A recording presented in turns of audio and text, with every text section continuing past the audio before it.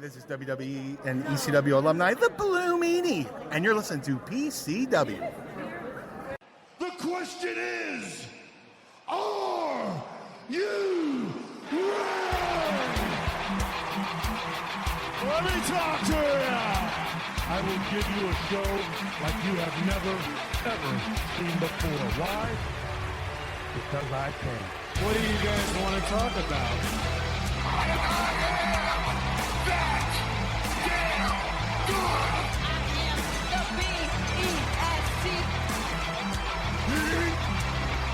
In the color red, in a world full of black and white, I am the eater of worlds.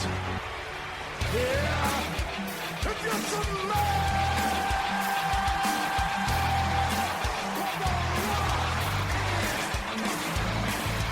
acknowledge me.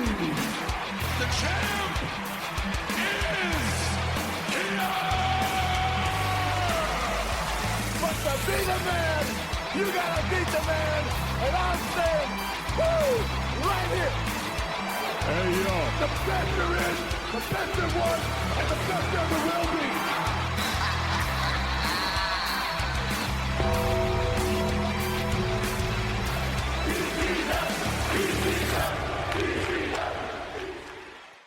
Ladies and gentlemen, boys and girls, children of all ages, welcome to another episode of PCW Podcast Championship Wrestling. I am your host, Wayne, also known as Semi-Dry Chicken, and I cannot wait till the fucking Olympics are over. Welcome to my show. We have a very special episode. We are going to be talking about... Summerfest. Yes, we are, and I am going to bring them out. Here we go.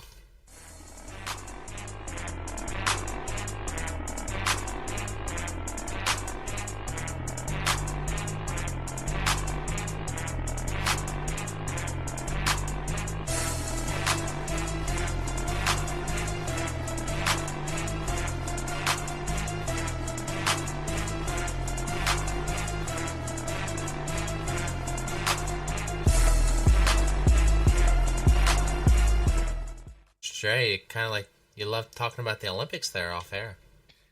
If Big I had fan? known that you would be this annoyed by it, I would have requested that you change my entrance theme to the NBC Olympics theme just for this episode. Oh, man. Exactly. Oh, shit. Alright, let me bring him out. This song's gonna chipper me right off.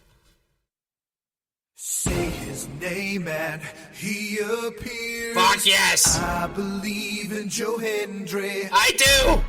I believe in Joe Hendry. I fucking From do! London and Paris and Tokyo, America, Scotland and Canada and Mexico. They say I believe in Joe Hendry. I do!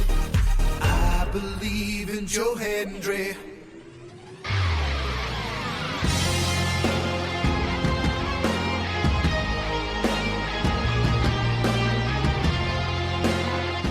I believe in Doyle. Oh, it's me. It's the Doyle. And if I knew you'd be that upset about the Olympic talk, I'd have made my song, Carl Lewis singing the national anthem at an NBA game. Oh, what the fuck? Yeah, I was just like, I was like, oh, they're talking about the Olympics. Okay, and then I was like, they're still talking about the Olympics. I was like, all right, guys, I'm gonna start recording. They're still talking about the Olympics. I was like, I'm gonna press record on the Skype, and they're still talking about the Olympics. I'm gonna press it now on the speaker, and they're still talking about the Olympics. All right, I'm gonna start my show. I'm gonna start the Olympics. You know what? We're gonna do it. We're gonna bring them out. Look on the bright side. In 2 years, when the Winter Olympics come, we will not be talking about that with as much enthusiasm as these Summer Games. Now I'm gonna regret curling. I'm gonna regret now just adding somebody else to this fucking conversation. But here we go.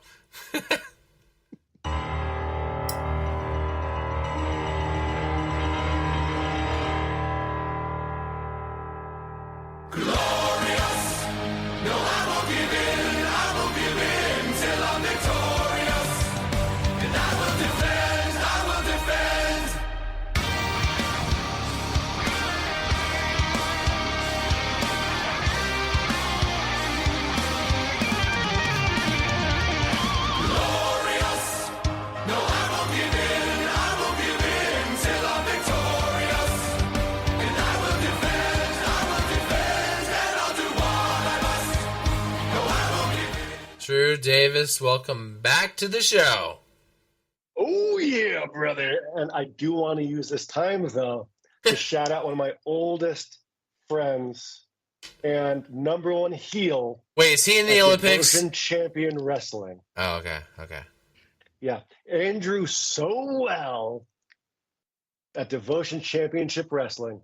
I know you have a match this Saturday with Abdul that I know he's going to kick your ass. And before you know it, you're going to be flat on your back looking up at those lights while the entire Salt Lake City is going to be chanting 1, 2, 3. Andrew Sowell, you are going down, my friend. But again, guys, if you want to check out Devotion Championship Wrestling, that's the Instagram name. But you can also catch them on Fire TV every Thursday, 5 p.m. Mountain Standard Time. So check them out. Devotion Championship Wrestling with Andrew Sowell. Anyway, looking forward to chatting with you guys today. All right. I'm happy to be here. I mean, unlike Taz, Taz would just be like, "Hey, no, doing plugs on my podcast. No plugs on my show." At least we're not like Taz. We're kind people here. Spread the word. You got to give the indie circuit some love, especially my buddy Andrew, man. He used to in high school in the quad in the middle of lunch would choke slam me in front of people. We would do wrestling moves against each other. I've had that with friends. And now he's living his dream. Ooh. As the big heel of Devotion Championship Wrestling out in Salt Lake City. That's awesome. He's teaching. He teaches classes, goes to events. I'm pretty sure I just saw him clothesline a guy in a wheelchair the other day. Was it Zach Gowen? Huh. Yeah. But he's one of those wrestlers that really he builds a community, even though you love to hate him. But he's a great friend. So gotta give him some love. A guy in a wheelchair, heel of the year. Heel of the year. Exactly. You're officially competing for second place. Oh, thanks. Guys, it is finally time for Summerfest. And for those who are like, what the fuck is Summerfest? Because Doyle said Summerfest, and I had to jog my memory of 2009, was it? Right around then, something like that. Jeremy Piven and I can't think of the other guy's name. It's the guy from The Hangover. Yes. The guy who goes, "But did you die?" Yeah. That guy. Right as soon as I said it, you know exactly who the fuck I'm talking about. Don't shake your head at me right now. You know exactly what I'm talking about. But anyway, they were. I'm blanking on him. They were co-hosts. Ken. I can't think of his last name though. Hey, then that's Ken Jeong. There you go. Something like that. But they were I guess they were hosting, or maybe they were just on a promo spot promoting something. It was the guest host era. The guest host era. Yeah. From Bob Barker all the way to the goddamn Muppets. I loved or hated it. There was someone that I liked, Who's your and there was favorite someone I Muppet? hated. Who's your favorite Muppet? Dude, it's fucking Kermit. I mean, Kermit's so honest and true, and but besides Kermit, I'd say I like Pepe and Rizzo. I think the two of them are fucking hilarious. And now you gotta get me talking about Muppets, man. Like, No, we're here to talk about SummerSlam. we're talking about Which Muppet do you think would win the 100-yard dash? Dude, that's I don't know. But anyway, I want to say Animal, but I feel like he'd get distracted halfway through. Yeah, that guy actually he's on coke half the time. Yeah, he probably might not pass the drug screening. Epileptic Probably ragdoll. most of the Electric Mayhem folks probably wouldn't pass the drug screening. But anyway, they were doing SummerSlam, and they kind of botched it. And I actually have it right here. Let's listen to it. Here we go. When all you guys go back to LA, your home turf, and if you lose, we will ban you from the Summerfest. He'll be banned from SummerSlam, is what you're saying. SummerSlam. SummerSlammed out. So wait a second. And Summerfest, whatever that is. That was so cringy. When I watched it, I was like, God damn, that's so cringy. It's cringy to me because, like, you're an actor. Like, you're a professional actor. I would expect nothing but the best from you. And you botch on Summerfest? that's your botch. Like, Well, the whole and the delivery, dude. Absolutely. From a filmmaking perspective, not to sound so douchey, but Go. Let's hear it. acting in front of a camera versus acting in front of millions and millions of fans. Mm-hmm. I get that. That's a different energy, man. I get that. Infinite takes versus one take. Yeah. Compared to one person in the room to hundreds of people, thousands, and it's weird because then sometimes we have it. We always look at it sometimes from the other way around as one of our people, wrestlers, superstars, go into the movie business and we judge them on their acting when they're over there. But when actors come over to our end and they come into WWE, man, we criticize the fuck out of them. Because, I don't know. I just, because the way we see you on TV, you're just so perfect. But when we see try to, do this stuff in front of a crowd, we get Summerfest. So, to me, I think the most successful celebrity on any wrestling platform was Will Sasso. I don't, no one's ever had more passion and skill. I'm not talking about Logan Paul. I'm talking about real actors. And if you watch his run back in the day, I don't think I've seen any celebrity have more fun in a live event than Will Sasso. He has so much respect for this industry. His ridiculous. Impressions are fucking amazing. Oh. Also, he does a really, really strong Jesse the Body Ventura. Yeah, it's S tier. Oh my god! Yeah. Speaking of Jesse the Body Ventura, he was 15 years he's been away. Was it or more? And he showed up at Raw. Like, he wasn't on Raw, but he showed up. Basically, him and WWE doing anything together is amazing. He's trying to. He had to come up to Minnesota from the Baja to replenish his MRI supply. But, man. I thought I'd give it a shot. Why not? All I have is an Arnold Schwarzenegger. That's about it. Come on, let's go. You're crazy. I'm a cop, you idiot. Go see my Vince... movie, Jingle All the Way. You love it. It's great. Vince McMahon is still running the company.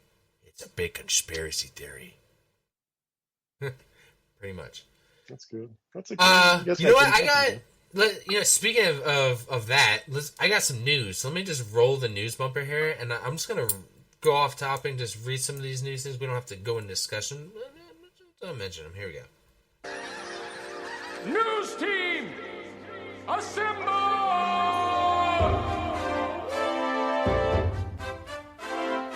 I've got news for you.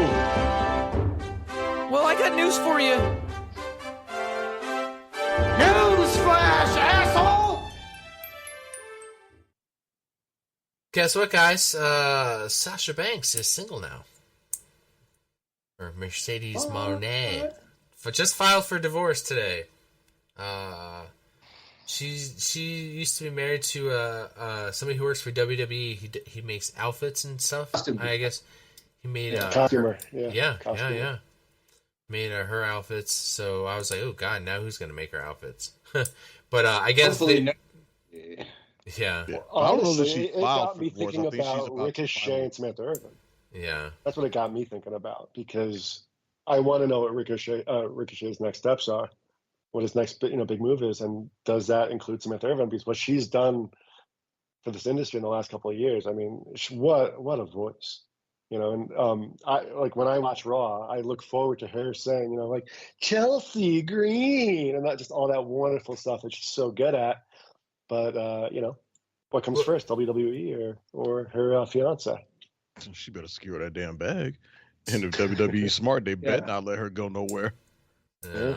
What else I got? Hey, did you guys know Logan Paul has been United States champion for 270 days? 210 days. Champion in the company. And it was only defended it twice. He's the only person that's had his belt since 2003. Also. Since the Vince McMahon era. Or what did I say? You said 2003. God damn! Like, This guy's a legend. On the news. Roman who? You know what I meant. Destroyed Gunther's Intercontinental title run. Just, god damn, so much prestige to this United States title. And up there with Fabulous Moolah territory, 20-year reign. Shit. Jeez. All right. What else I got here? What? Steve Austin, Stone Cold Steve Austin says he is not leaving Nevada for any wrestling at all. He's not leaving the state. But WrestleMania is in Las Vegas. Vegas is in Nevada. Yeah, sure. Well, goddamn, somebody's gonna sit home and take care of Poncho. Oh, goddamn. Oh, dude, the cat. Yeah, Poncho the cat. Come on, man. Am I wrong? Am I wrong? What's that? Wasn't it supposed to be Stone Cold Steve Austin at WrestleMania and not Undertaker? Yep. It was.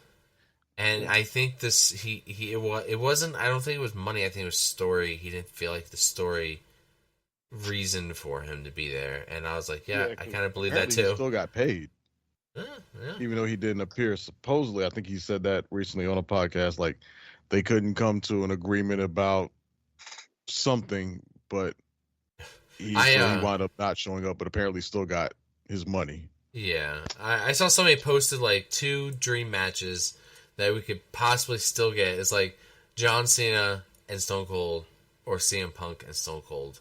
I'm like, don't tease me. Don't tease me like that.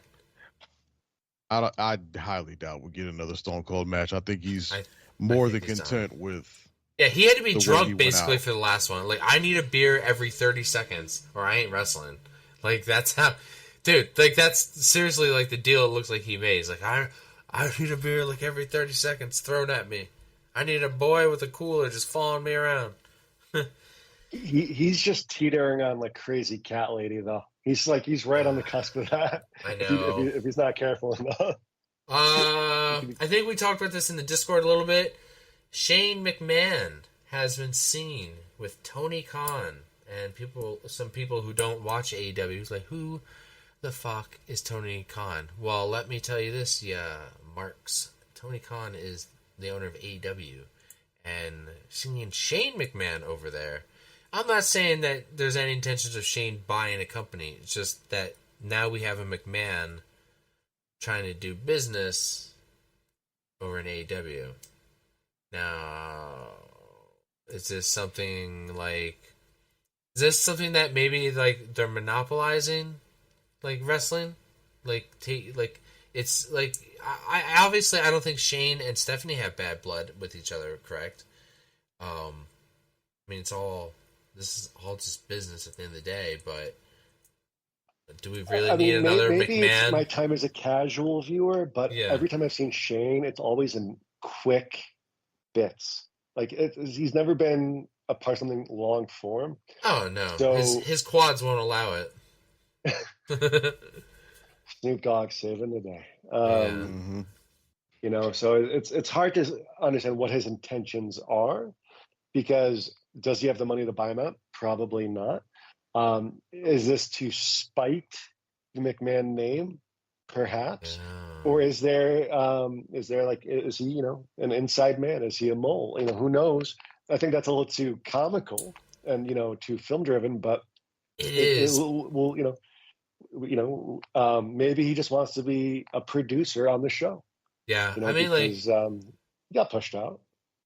Yeah, it's like The Godfather, though. It's like there's always family, and could you just imagine the conversation at Thanksgiving? It's like, hey, wouldn't it be cool if, like, once the old man's out, like, now we're kind of free to make our own moves and decisions. Like, wouldn't it be cool as shit if you went over and just, like, bought the rival company? We just fucking take it all. That could be a serious... Yeah. You know what I mean? We just take it all. I think he could be good as a producer. Like, if if he does this professionally and just plays the producer part. Yep. I think he could. That's what I think it is. Could elevate AEW, but maybe. But for one, Shane ain't got enough money to buy AEW. No, I think AEW is valued at $2 billion. $2 billion. Yeah, that's what I looked at. So, no, he ain't buying it. Honestly, I think he just wants back into the wrestling business in some way, some form or capacity. Yeah. Because apparently he was trying to get back in with WWE, and WWE's just rejected him. They're like, "Nah, we good over here. We don't need you. We good." And maybe that might be fueling him to be like, "Oh, y'all think y'all good without me? Fine, I'll go over here and work with AEW and do something for them." Yeah, dude, that's absolutely I right. think that's honestly, I think this may be maybe a little bit of spite, maybe a little bit of narcissism on his part, in the fact that, how dare you WWE, y'all think y'all all that without me? Okay, I bet. Watch what I do over here, which for my money, I don't think is going to amount to a whole lot. No. I don't. But look what family does to a promotion. I mean, when Stephanie came out on night 2, when everyone was freezing their freaking asses off. Oh no, not on night 2. Only night 1 we froze our asses off. We didn't freeze night 2. Oh yeah, only on that one. But to see him, post Vince McMahon scandal, to see Stephanie walk out and open the show, reignited an energy that people needed for that night 2 to be successful. And I think Triple H was so smart for setting that up and getting her out there. Because we like Stephanie. Yeah. Ain't nobody walking around talking about, damn, I miss Shane.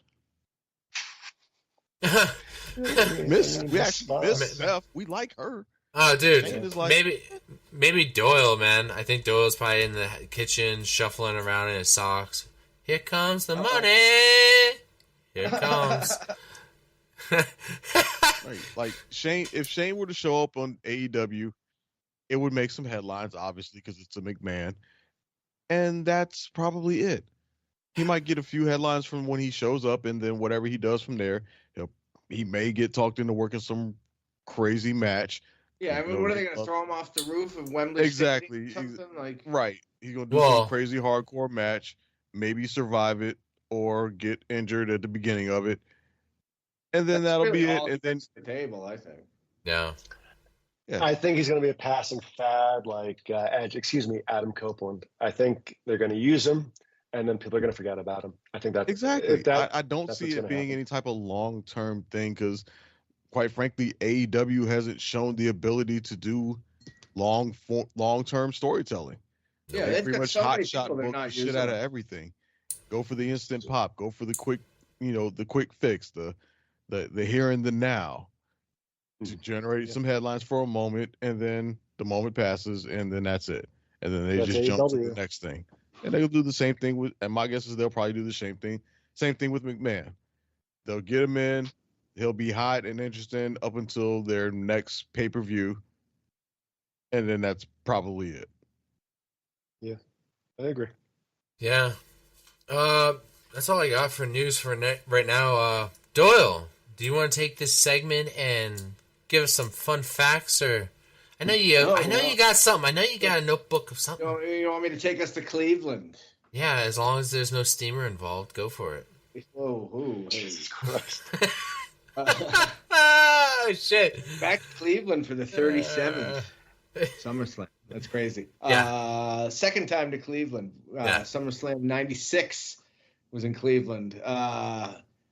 Kind of memorable show. It featured the Boiler Room Brawl between Mankind and Undertaker. Kind of a precursor to the cinematic matches we got during the pandemic era. Pretty awful show, though, overall. But we're back in Cleveland. But I did want to, and I don't want to hijack the podcast with this discussion, but I did want to point out for the first time ever, this 37th edition of SummerSlam will be the first to feature no black wrestler. Not one. Oh, shit. That's kind of fucked up, I think. Especially when you turn the channel and look at AEW. They have way too many belts, but that's a different discussion. They have 6 champions. And 6 black champions. And WWE can't even get one on their second biggest show of the year. And I think that's, there's a lot of criticism of Triple H's booking of black talent, shall we say. But I think it's kind of shitty that there isn't a single one. Now, granted, we've got some Latino people, some Asian people. That's great. Diversity is wonderful, but we need to also try to include everybody, I think. Mm-hmm. True Yeah, it's that. definitely something of note about that. Obviously, it's not something that's gone overlooked by people, especially those of us in the black wrestling fandom. It's definitely been a topic of discussion in recent weeks. I've observed plenty of topics about Triple H's booking and things, and I will just say that it discussion seems to be 50-50 about it from what I've observed. Some people, are defending Triple H and his booking and such, and making valid arguments, while there are also people who are pointing out, things as you just mentioned, and some of these trends that we've seemed to have noticed since Triple H has taken over booking. And for my money, I think as of this point, at this point, I won't say it's really a thing, just my personal opinion, because obviously, black wrestlers can't be at the top all the time. I think that's just the nature of the business itself. Nobody really that goes remains for at the everybody, top. man. Exactly. Nobody remains at the top all the time. You're going to have your ebbs and your flows. Sometimes you're involved in the main stuff and you're at the top, and then sometimes there's a period where you may take a bit of a backseat to some other people so that they can get some shine. Maybe we're in that phase right now, but that only time will tell. I'm not prepared to call Triple H a racist at this point. Exactly. But that being said, I think there's jump to that extreme. There are 3 black wrestlers right now that are finally getting. Well, there's 2 that are finally getting showcased, and one that I think needs a better push. First of all, Montez Ford. That dude is so talented. He's skilled, technical, and he's got that situational awareness that you want with a wrestler like that. You can really, make the other wrestler look good, push them over, and still shine. I mean, when he climbed the chamber, that was one of the coolest things I've ever seen. Mm-hmm. And but to that point, how long ago was that? Mm-hmm. Well, that's what I'm saying. It's like right after that, like he lost all his steam because he got pushed behind everyone. But then you have 2 wrestlers. You have Carmelo Hayes and Wesley. I personally wanted. We'll go into this more with our predictions, but I definitely think that a certain belt should be with the younger wrestlers, and I look forward to seeing what Carmelo Hayes can do. And the fact that Wesley now has his what's his new group called, or he's back with his old group.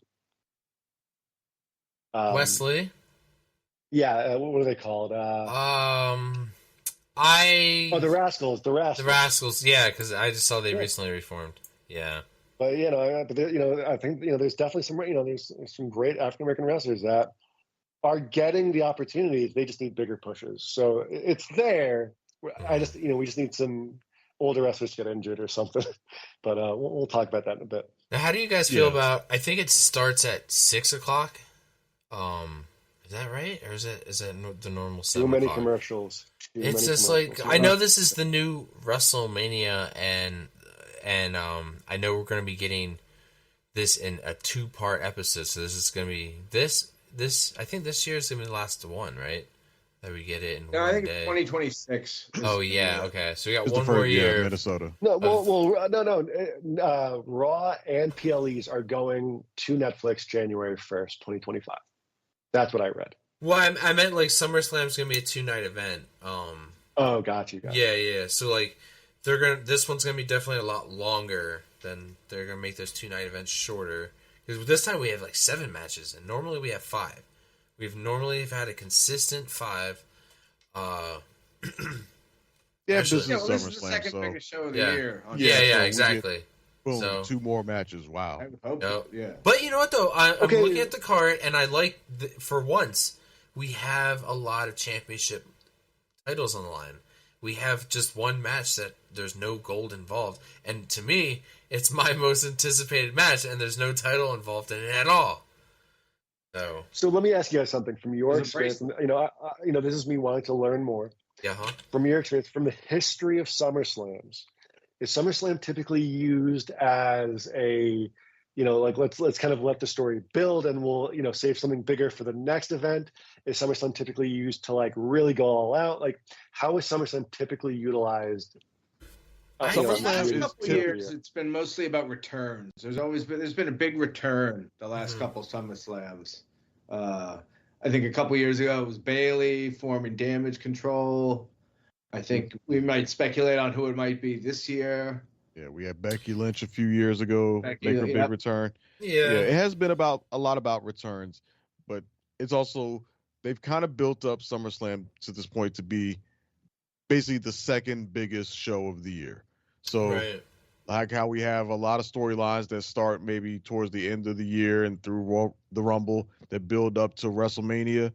A lot of times it seems like a lot of stories start after WrestleMania and seem to build more slowly towards SummerSlam.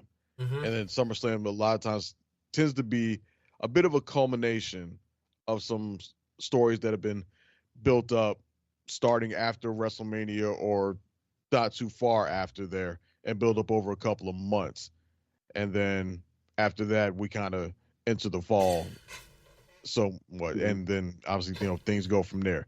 But that's pretty much where SummerSlam has been positioned. It's kind of like the second big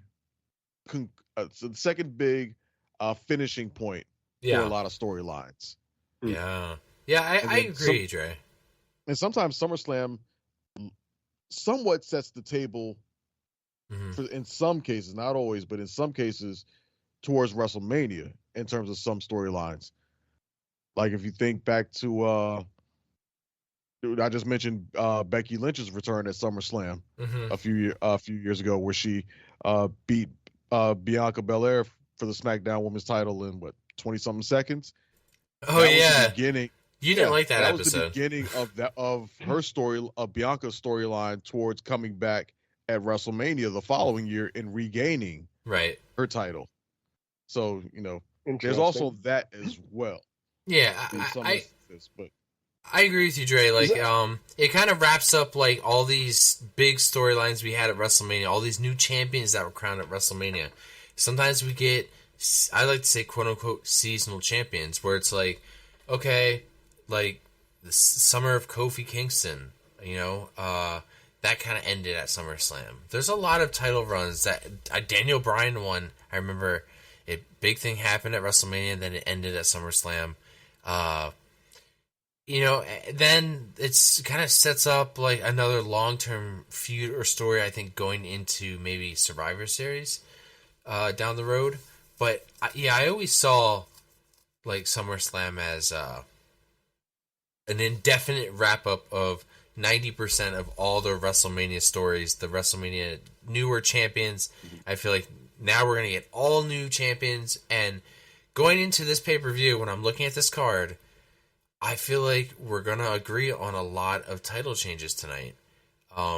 So I'm glad you said that because, thank you for guys, thank you for giving me that kind of that history lesson and, typical SummerSlam. Because based on what I'm seeing from my perspective, I feel like this is going to be a very disruptive SummerSlam. I think there's going to be, like you said, a lot of title changes. There's going to be a lot of pivots and storylines. There's going to be a lot of shakeups and, new variables that are going to get introduced. I don't see this as closing any doors. I think this is going to really just shatter a lot of things that we were just getting comfortable with.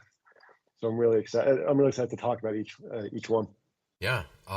Cool. Let's get into this. I'm not going to go in any specific order.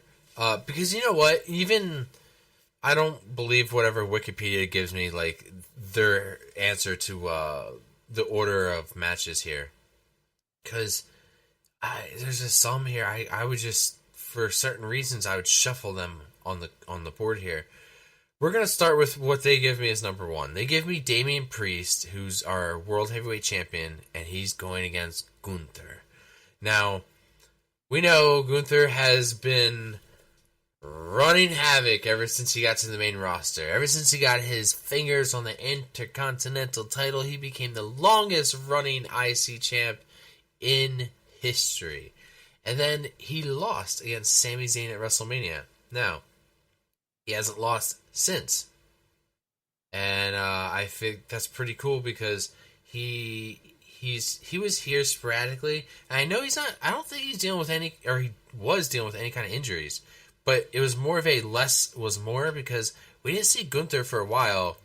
Then he started showing up again, and now he's in this feud. And we knew that he, after winning the King of the Ring, that he was promised, this World Heavyweight title match. So it was nice to see him step away for a while that, that feud continued for Damien the last pay-per-view. So Gunther got some time off, and that was nice, because I knew whatever the results were of that last pay-per-view, I knew at the end of the day we were getting this. We all knew this was coming, and I think that was exciting. I think that's cool, like seeing an opponent basically who's at SummerSlam just waiting for his opponent already. He's like, I'm here. I already know what I'm doing. I just don't know who I'm fighting yet. He's like, I'm guaranteed a match here at SummerSlam. I just don't know who against who. But I'm hell bent on believing this is it. We've gotten so far with Gunther. We've worked so hard to bring him from Walter, from one of the longest reigning UK champions at the time, and then his run with the IC title, and then getting all the way to King of the Ring. Like, I'd be shocked. I'd honestly be shocked, but I would understand why they would maybe have a little bit more faith in Damian Priest, as maybe it looks like Damian is slowly getting that face turn. So I could understand if they want to keep the title on Damian, but if there's no Judgment Day involved at all, if we get a clean, that's what I want. I really just want a clean win. I don't want no shenanigans. I want to see Gunther win his first world title clean. I want to see respect between the two at the end of the match. That's the best thing I could ask for out of this match. Give me a good match. I know these two guys are big sons of bitches. We're going to see meat slapping meat. There's going to be red bloody chest after this match, guaranteed. But let's keep Judgment Day out. Let's get Gunther a clean pin. Let's get a handshake at the end. That's all I want. Dre, what are you thinking? Yeah, I know I'll just say this. I really want Damian Priest to win this match. Ah, okay. I as far as where my heart's at, I want Priest to win this match.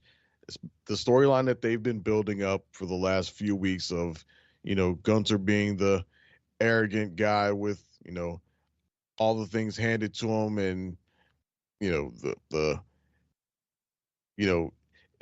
whole white collar versus blue collar, trope that they're going with on this one. Again, Gunther was the guy that was highly recruited, highly trained, had everything, handed to him. Whereas, Damian Priest is supposedly the guy that had to get it out the mud, who had to grind and work his way up.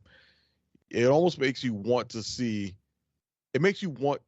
Damian Priest to come out on top in this case. Even though we kind of all secretly know that Gunther is destined for that world title at some point, inevitably, I personally would not be upset if they held off on that.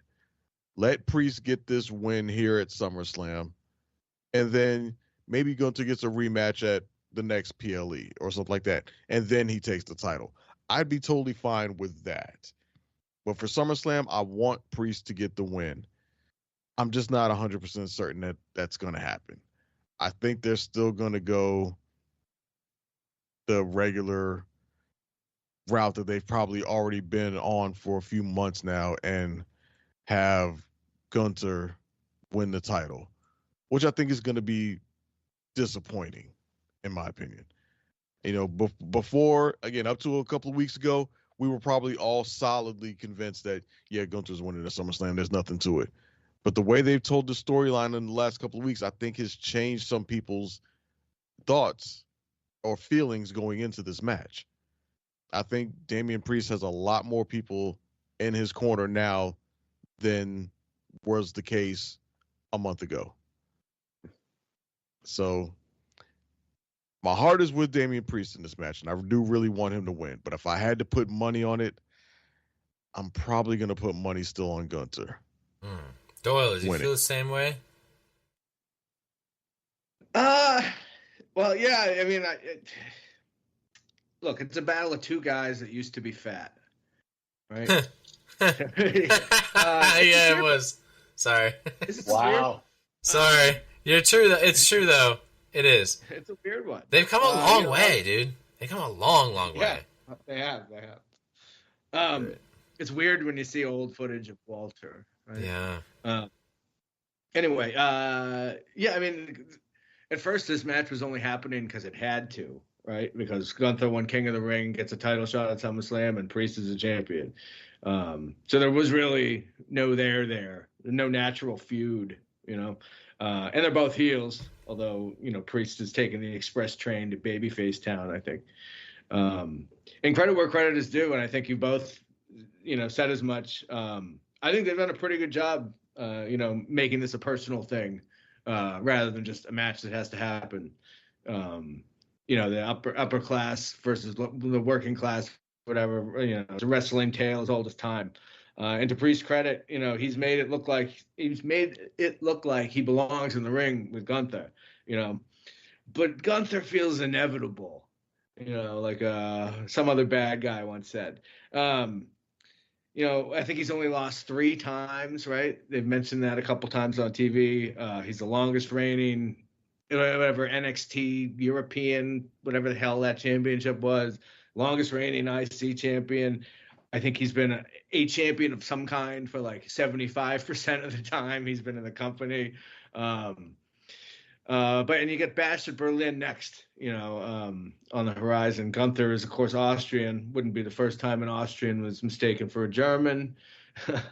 I suppose there's a world where Priest could eke out a victory, you know, possibly by nefarious means.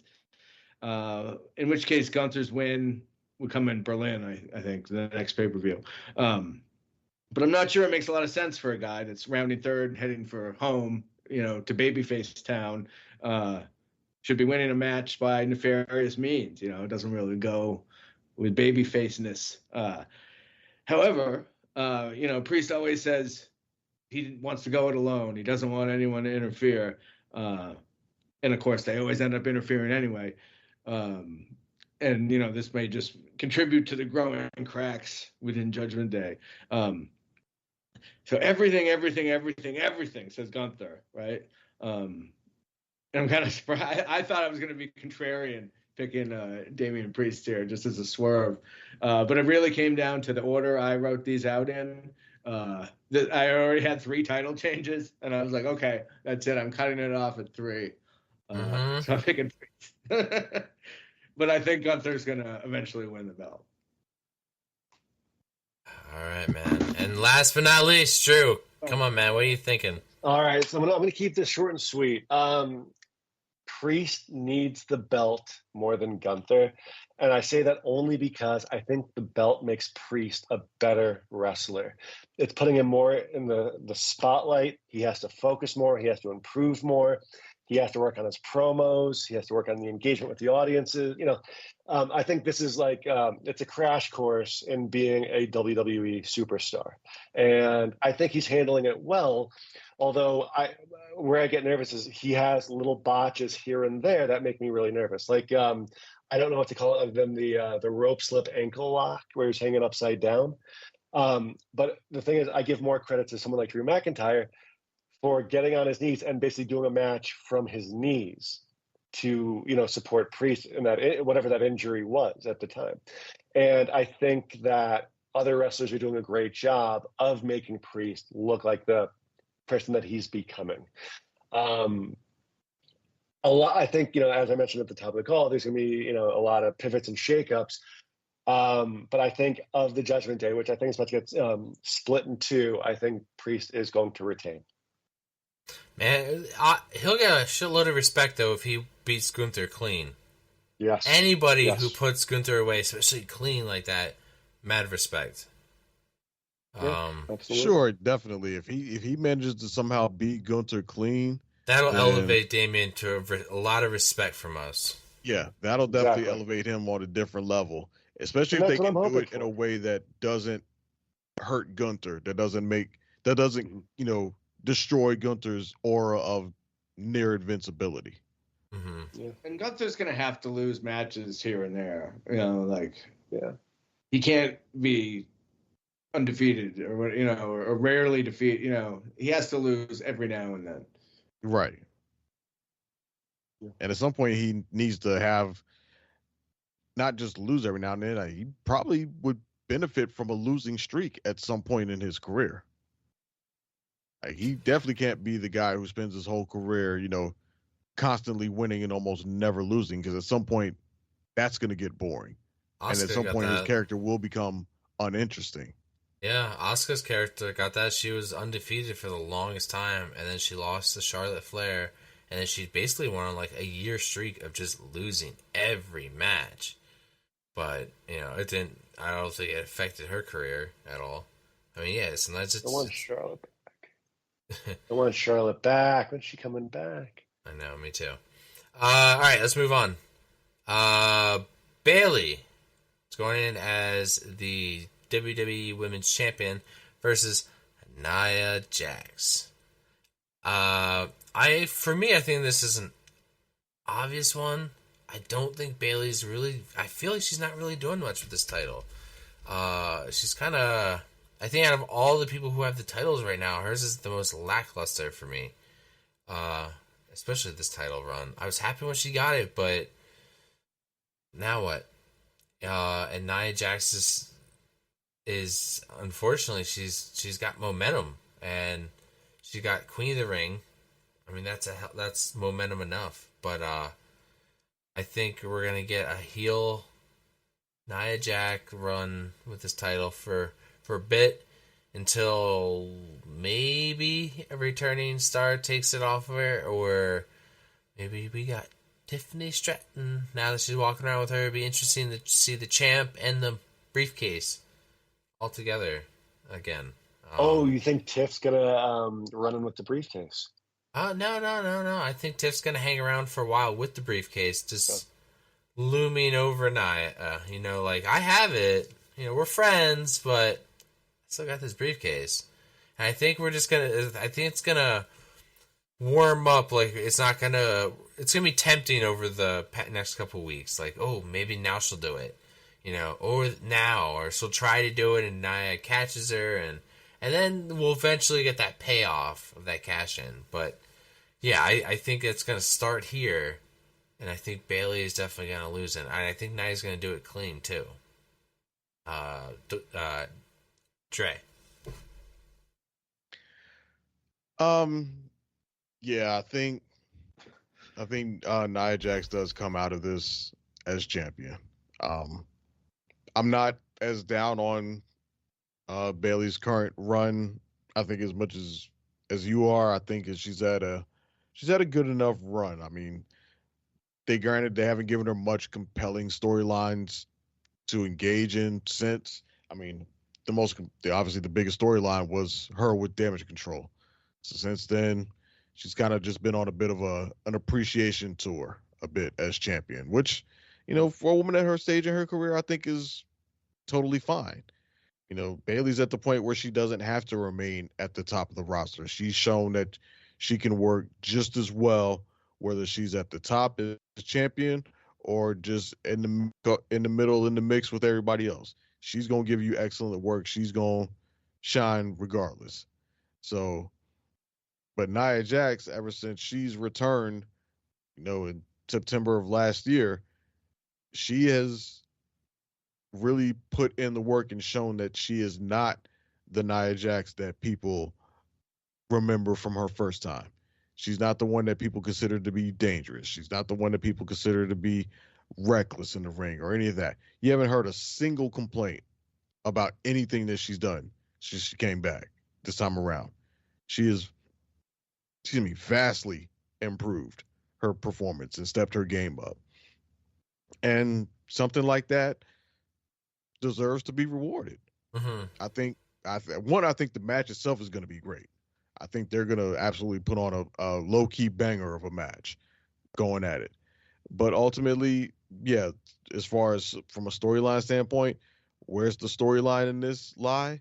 I think it lies in Nia Jax as champion with her new buddy, Tiffany Stratton, holding that briefcase, lurking in the background, waiting for her potential opportunity to strike and eventually cash in on Nia Jax and become champion herself.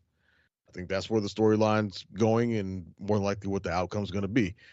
It's not going to happen at do I think Tiffany Stratton's going to cash in at SummerSlam? No. I wouldn't see them pulling it that quickly. And honestly, if they did pull it that quickly, I'd be upset. I feel like that would be disrespectful to Nia Jax if they did that. I think Nia Jax deserves a genuine, bona fide run with the title for at least a few months before, the rug gets pulled out from under her by Triple H. So, yeah, my money's on Nia Jax coming out as emerging from SummerSlam as champion. Yeah, awesome. Doyle. Yeah, I mean, pretty cut and dry on this one. But there is a big but at the end, and I'm not talking about Bayley. Nice. Yeah, nice. Bayley. I expect Nia to win. I figured we probably all would. Bayley's one of the greatest women's wrestlers in WWE history. I think that's fair to say. I think she's a show favorite. I think that's fair to say. Yeah, but I agree with Wayne. This title run has been kind of lackluster. So is this babyface run. I'm glad she's not feuding with fucking Damage Control anymore. But since then, she's kind of just not really had a whole hell of a lot to do. Nia Jax, on the other hand, Dre, really great since her return. And I think, similar to how they use Gunther, kind of using her sparingly is to her advantage. Obviously, if she wins the title, I guess she'd probably be seeing her more often. That would make sense. But maybe something to look at going forward. But the wild card, obviously, Tiffany, who I assume will finally be debuting the Barbie briefcase we kind of predicted a few weeks ago. But the big question, how does she play into all this? She's already teased cashing in on Bayley. I could see something like that happening where she pretends to cash in, during the match or something, and distracts Bayley, and that's how Nia wins. And then, of course, they'll have a very contentious relationship for a few months, and that'll be a lot of fun, hopefully. The big but, I promised. I think there's a chance that Tiffany's interference could possibly backfire and then cost Nia the match instead. And that's kind of the only way I would see Bayley winning. But I kind of expect that to happen in a different match on the card. And I don't think they're going to do the same finish twice. So I think rather Nia wins. I'm not sure it won't be a squash either. I could see her just quickie 3 minutes, boom, boom, boom, boom. 1, 2, 3. I'm not expecting a 5-star classic here, but I think Nia will win. All right, Drew. How do you feel about this? So going into this conversation, my notes literally read Bayley v. Nia. It's going to be a squash with Nia on the ground. But listening to you gentlemen, you got me thinking, and this is going to be one of those matches where it's more designed to set something else up. And there's a lot of creative decisions, and I really love what you guys are saying. Tiffy running in, interrupting, using the briefcase, Nia getting the belt and going for a run, and maybe some connection with her and Tiff. Like, there's a lot of stuff that can come from this. I just think what this direct match is just a rudderless storyline and needs to pivot to something else quick. I was never really familiar with Bayley until she premiered, and recently, like in the last year or so, to go up against, with Damage Control and all that. And I have a lot of respect for her. One of those wrestlers that, got thrown to the wayside, has a nice resurgence, a lot of support, in the back of house. But I see something more interesting coming from this between Nia and Tiffany. So I hope they figure out Bayley, because like even Bayley on the Cody Rhodes vodka show was saying how she wishes women had better storylines that don't have to be just around the belt. And I hope that from this she can do something without the belt. and prove her point. So, yeah, I think it's going to go to Nia. Cool. All right, let's move on. Actually, yes, I wanna. I have a question from one of our listeners that wrote into the show. I actually have two of them. I want to try to sprinkle them throughout the where they belong. So this one would fit more for this match. Let me pull it up here. It's we got one from Andrea. She wants to know if we think that Dom is going to get involved in this Rhea Liv match, because next we have Liv Morgan versus Rhea Ripley for the World Heavyweight title, the Women's World title. I personally think Liv is. I think Liv's gonna walk out here with the title. I don't think Rhea's gonna get it back. I know that's what everybody thinks. Rhea's just gonna come in and wreak havoc, and Liv looks like she's rock bottom right now. She's depressed, and now she's a scorned woman. But I think it's all plot, because this could go two ways. Gentlemen.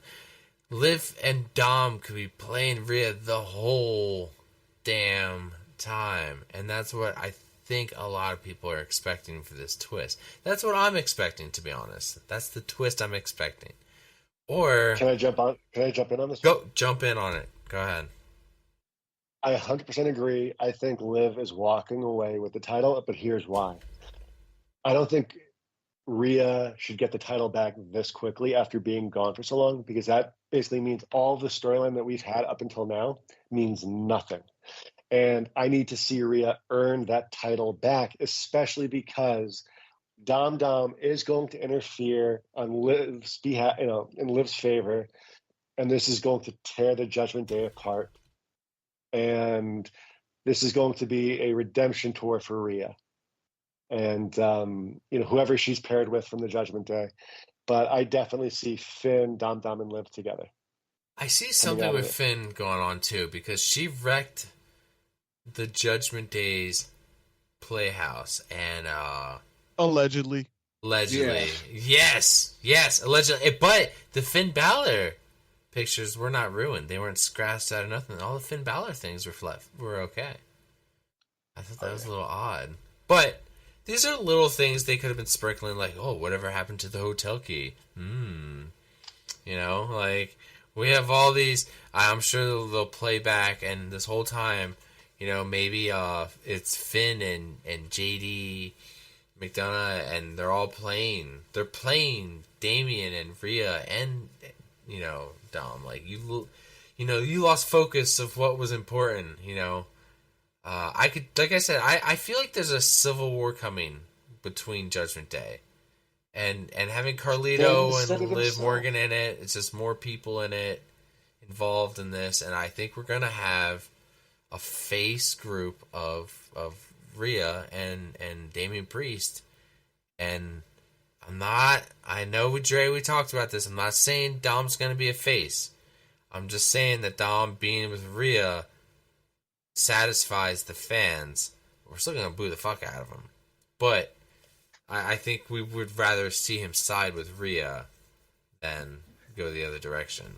But yeah, I think Liv's gonna walk out though. Plain and simple. I think Liv's gonna walk out. Like you said, I think it's too soon for Rhea to come back and gain the belt so quickly. I think there's gonna be a lot of Judgment Day, a shitload of Judgment Day shenanigans in this. And to answer Andrea's question is yes, I think Dom is going to be involved in this for sure. Dre, do you think Dom's going to be involved? Who do you think's going to win this match? Who do you think's leaving with the Women's World Championship? One, yes, Dom is absolutely going to be involved in this match. There's no doubt about that whatsoever. Two, Liv Morgan is walking out as champion. I also agree with that.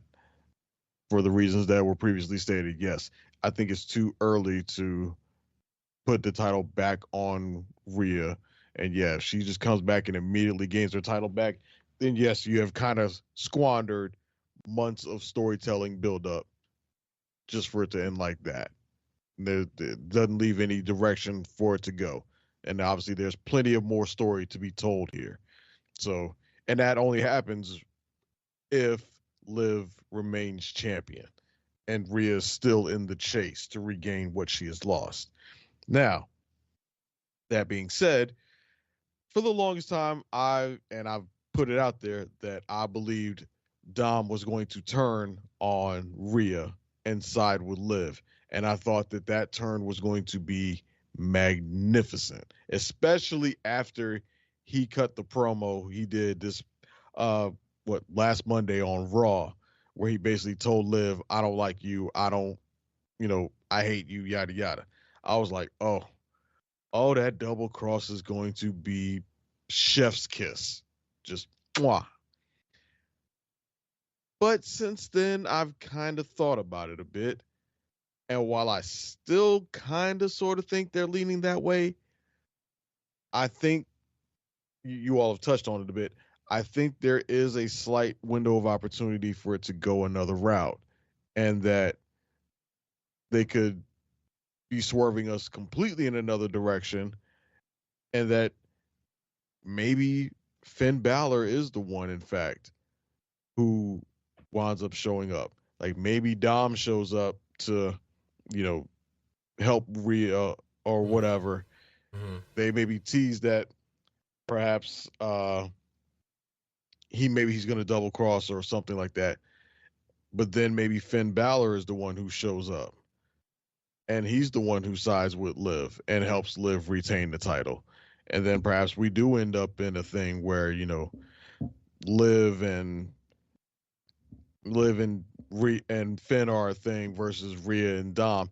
And I wouldn't have gone for this if it wasn't for the fact that the fans probably for the first time in a long time or ever, or no, in a long time, actually kind of cheered Dom when he totally went off on Liv. I'm telling you, man. Yeah, he actually got cheers for it, which made me think that maybe there is a window for Dom to actually be cheered by the fans via his association with Rhea, if it plays out that way. If it plays out that he is the one loyal to Rhea while somebody else does the double crossing. Mm-hmm.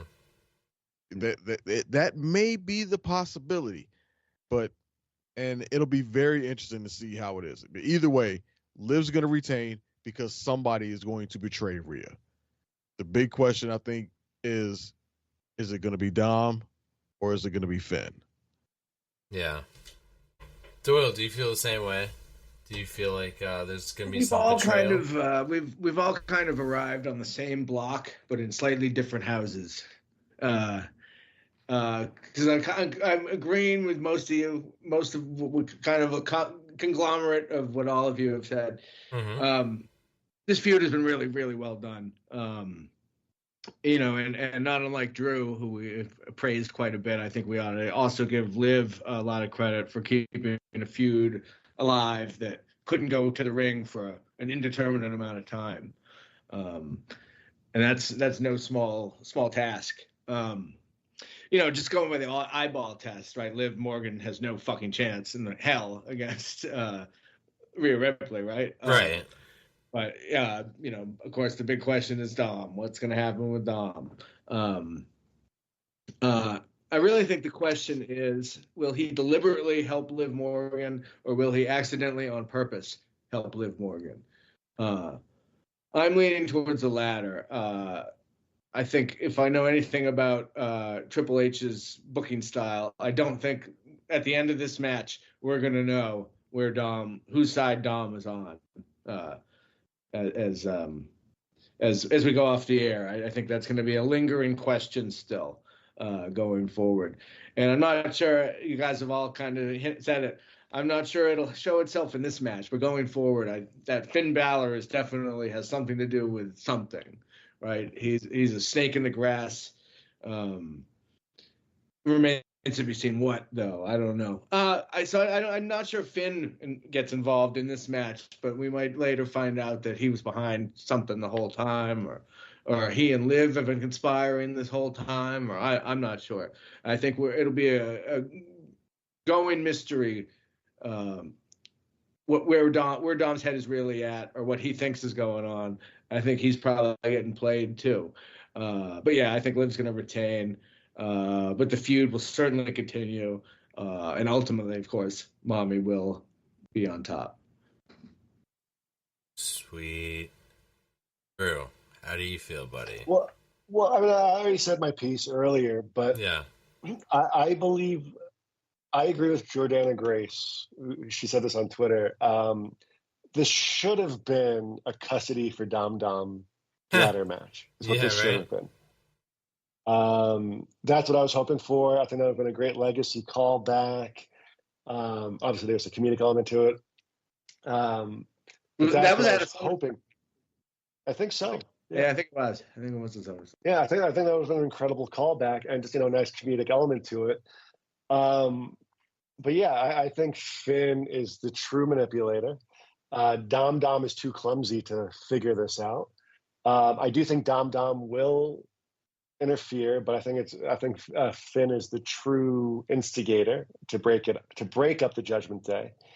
But I 100% see Liv walking out the title. Like I said, this is too soon for Rhea to get it back. I need to see her work for it. Plain and simple. Awesome, dude. I like that. Cool. Let's move on to the next match here. We got Sami Zayn, the Intercontinental Champion, versus, again, Braun Breaker. The guy who I thought, for sure, would have put it away at the last pay-per-view. But nope. Somehow, that man wasn't able to connect with a spear last pay-per-view. And here we are again. Now, I don't know where to go with this. I'm assuming Braun Breaker's going to get it this time. Or am I a fool? Or am I a gosh dang fool? I think he's just been pushed and pushed and pushed. And I mean, there's got to be a payoff, right? I just don't understand the booking, though, of like, why didn't you give it to him last pay-per-view? Why did we have to, drag it out to SummerSlam? And wait or find somebody between pay-per-views? I don't know. I just feel like if this was his first time against Sami Zayn, this would have been a good title win. But yeah, I'm just gonna go with Braun Breaker. Dre, how excited are you for this match, man? This is probably the least interesting match on the card. You can tell by my enthusiasm. It doesn't have much storyline build up to it. Right? I mean, it's really just been Braun Breaker is the up and coming guy, the up and coming guy that's getting the heavy push, who's the run through the roster monster guy who got a little too brash and a little too overconfident and ran up against a veteran who put him in his place for at least one match. So generally the natural progression would be that if Braun Breaker is really like that, then he learns from his mistake, comes back the second time around, and defeats Sami Zayn to become the champion. And that's probably where it's going to go. They'll probably have a good match, but he'll be the guy who learned from his mistakes the first time, comes back more serious, more focused, and takes down Sami Zayn and becomes Intercontinental Champion, which is kind of a bit of a shame for Sami Zayn. I know that may be weird coming from me, given what I've had to say about the guy for the last couple of months, but last few weeks he seems to have finally really owned his position as a champion. He's cut a few promos that for the first time made me actually look at him and see him as a champion and not just a guy holding a belt, but a bona fide champion with some stature and some status. And now it's probably all about to come to an end. So, it is what it is. But yeah, Braun Breaker's probably going to win, and he'll hold the title for who knows how long. Yeah. So, are you feeling the same way, buddy? Yeah, I'm pretty sure that on the Money in the Bank preview, I said that Sammy was going to win the first match and then lose the rematch at SummerSlam. Yep. And here we are. It's the rematch at SummerSlam. Yeah, I mean, my feelings really have not changed. Everybody knows I love Sami Zayn.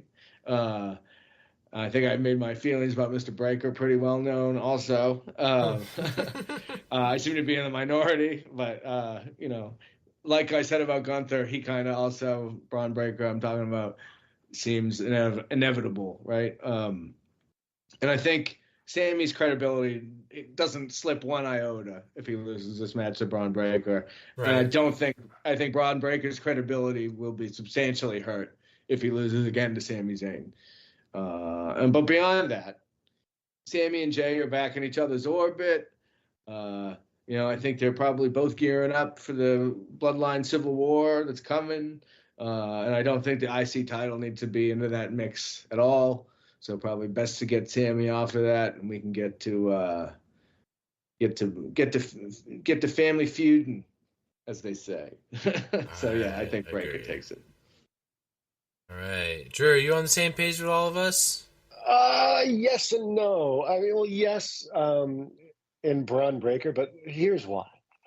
This is going to be the controversial part. I have not liked Sami Zayn since he left the Indies.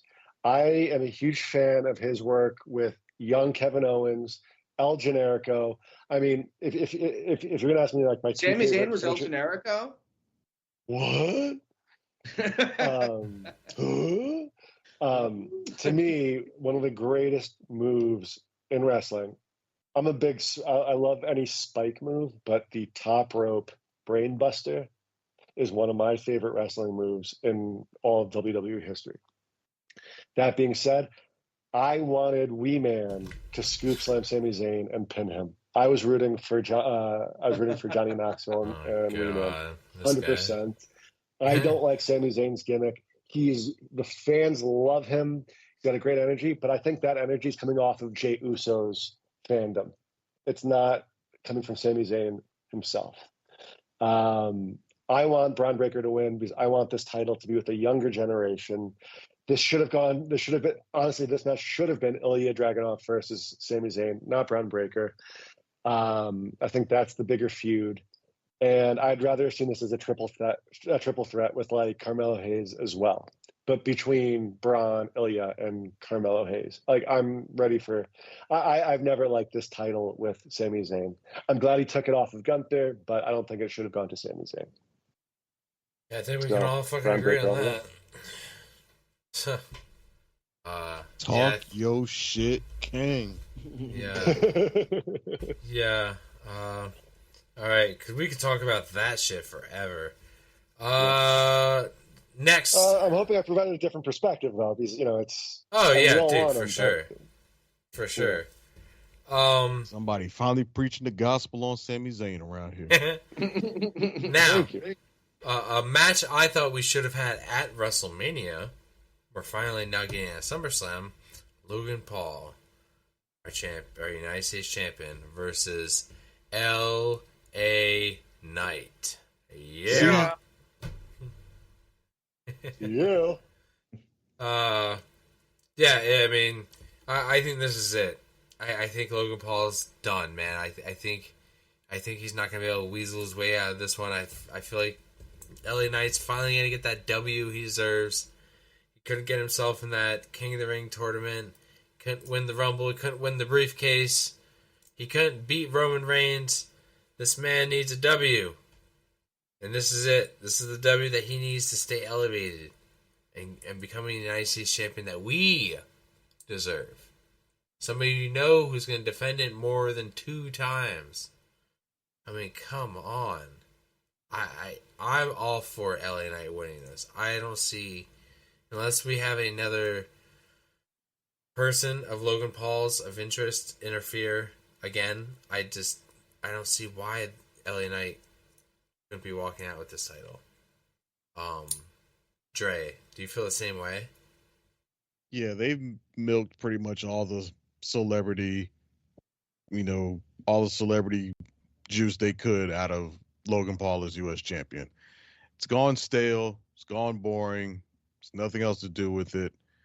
And he is, you know, he's kind of put his foot in his mouth in the last couple of weeks as well. So, he might be getting a little, a little bit unfavorable in some of the corporate eyes at WWE. The Q rating going down. Yeah.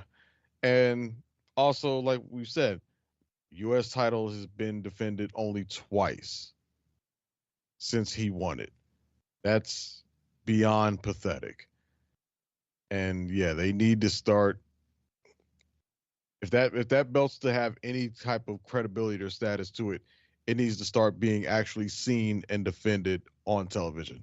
Right. So it needs to be in the hands of somebody who's actually going to be on TV on a regular basis, doing the work and defending the title.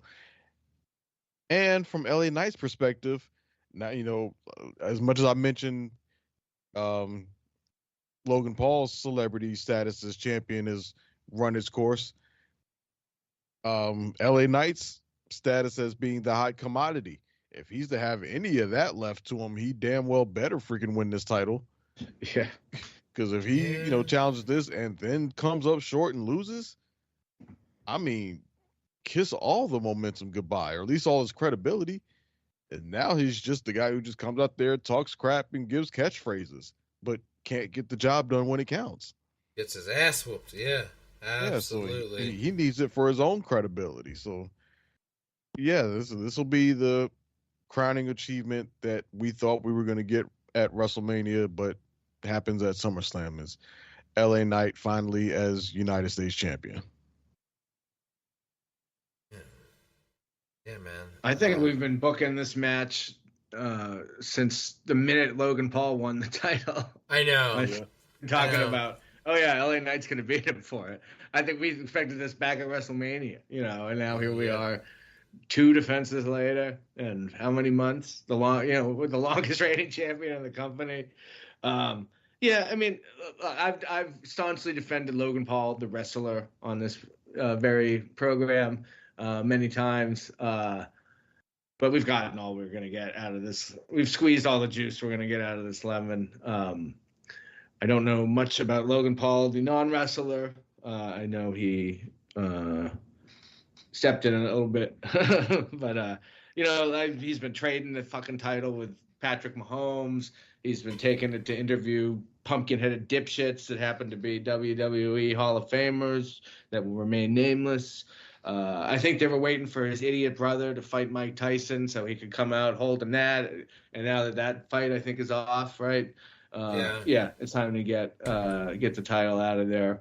And I mean, it's shitting it off the toilet time with not Logan Paul, with LA Knight. In my opinion, they're doing this too late. I think his popularity has already peaked. Hopefully there'll be some benefit from putting this title on him. Hopefully he'll have a nice strong run and turn it around. And I mean, maybe a moment like this has to happen in a stadium, to make it seem that much bigger and that much more important. And in Logan Paul's hometown. I don't think we've mentioned that. Yeah. But yeah, I mean, it is absolutely time to pull the trigger on LA Knight, because if they don't fucking do it here, they're never gonna. Yeah, it's true. It's so true. Drew, do you feel the same way as Doyle? Yeah, I mean, it's time for Logan Paul to walk away. He impresses me every time he's in the ring. I know he's getting very specific training to look that impressive. I mean, come on, that frog splash onto the announcer's table. What was it? The rib cage to rib cage, with Ricochet was incredible. I think he's got great situational awareness as a wrestler. But man, I am so on the side of LA Knight. I do agree with Doyle that his the fan love is kind of peaking. So this is a very interesting time. But here's the reason: I want LA Knight to win, not for LA Knight. And this is going to sound a little crazy and outlandish, but I want to see a Karrion Kross push. And I want to see LA Knight versus Karrion Kross. And I want to see Karrion Kross come out on top. I'm a huge Karrion Kross fan. I think he's great on the mic. They do exist. And, I think I enjoy watching LA Knight wrestle, but if I have to see IShowSpeed one more fucking time, I'm going to rip the internet in half. I cannot stand the people like those quote unquote influencers in this space. It completely takes me out of it. Yep. And it kills the kayfabe aspect for me. That being said, I think LA Knight also needs to change his boots. I don't know what the hell's going on. Why are his ankles smaller than the boots? It makes no sense. They look like they're going to fall right off his feet. I never noticed that, but I got to keep an eye out for that now. So, yeah, all I'm going to say is I want LA Knight to win, but for what happens next and who challenges him. That's why. All right. Okay. So you want LA Knight to win the title so you can get a LA Knight Karrion Kross feud. Bingo, El Ringo. That's exactly. Even though one's on SmackDown and the other's on Raw. He's like, we'll get there. We'll get there eventually. We'll get there.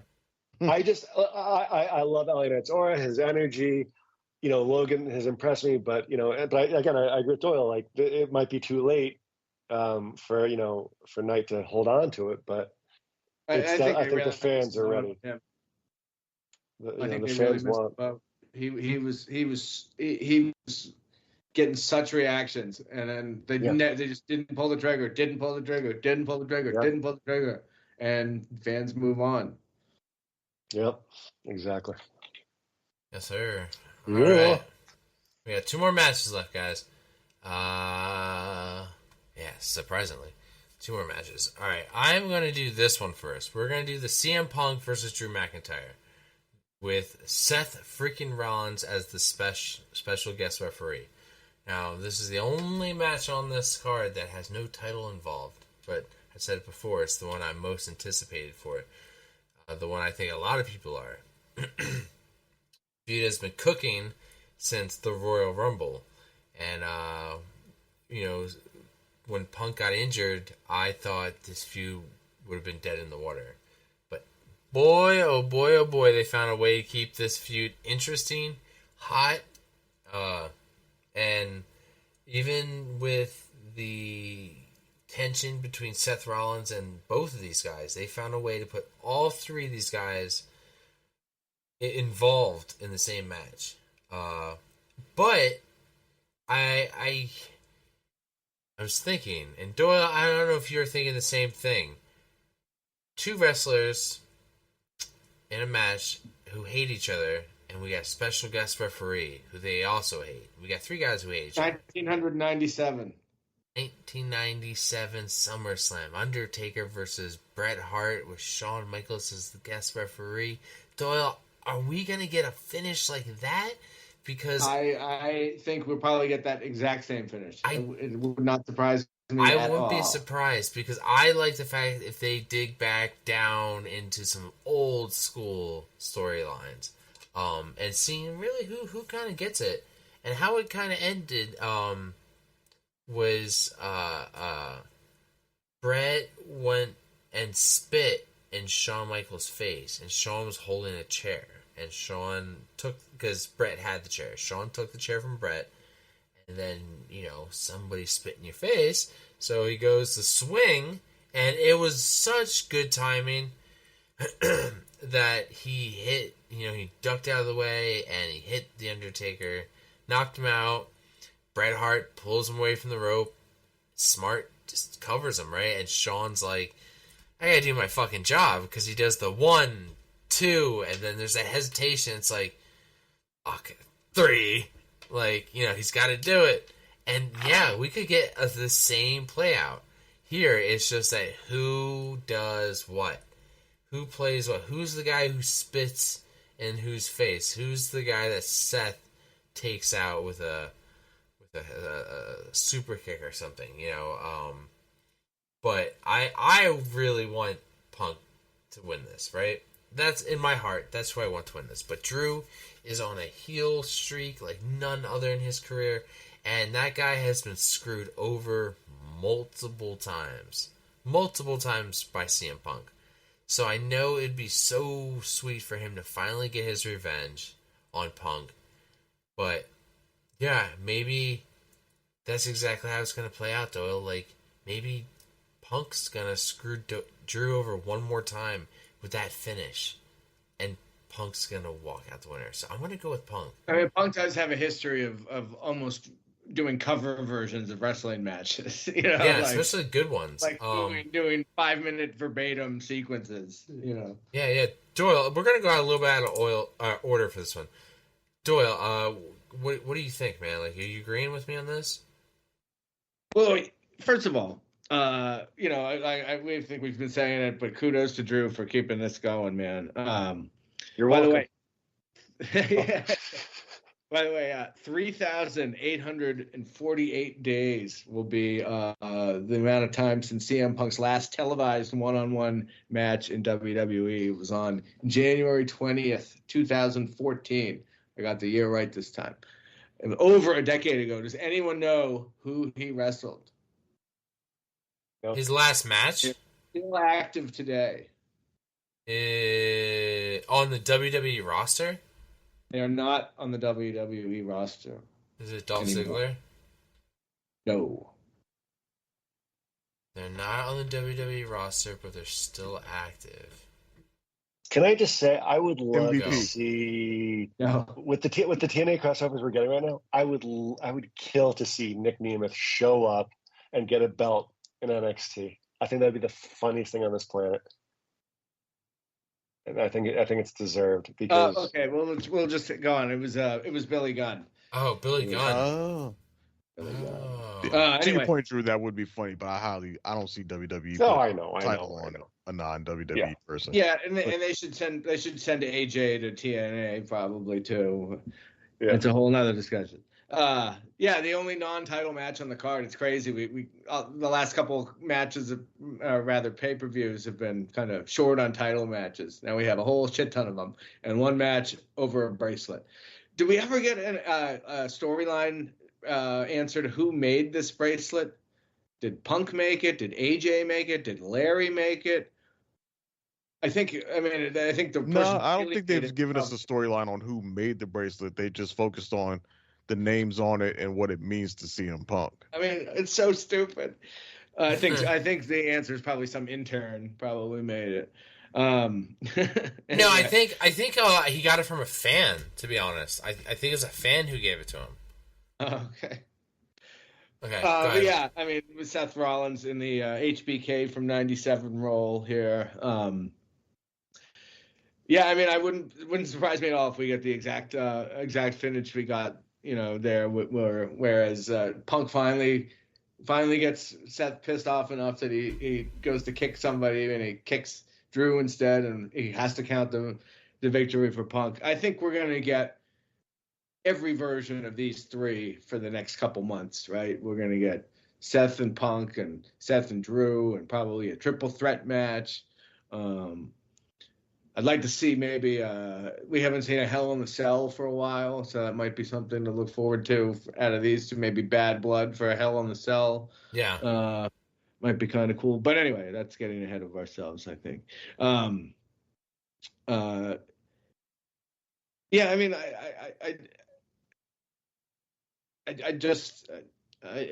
I'm sorry, I'm muttering. Yeah, I mean, Drew has been the MVP of this whole thing. I think we've really kissed his ass enough, though.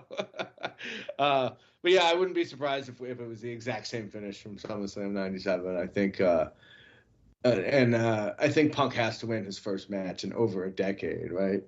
So yeah, I think Punk will win, but it'll be highly controversial. Oh. Trey, what do you think, bud?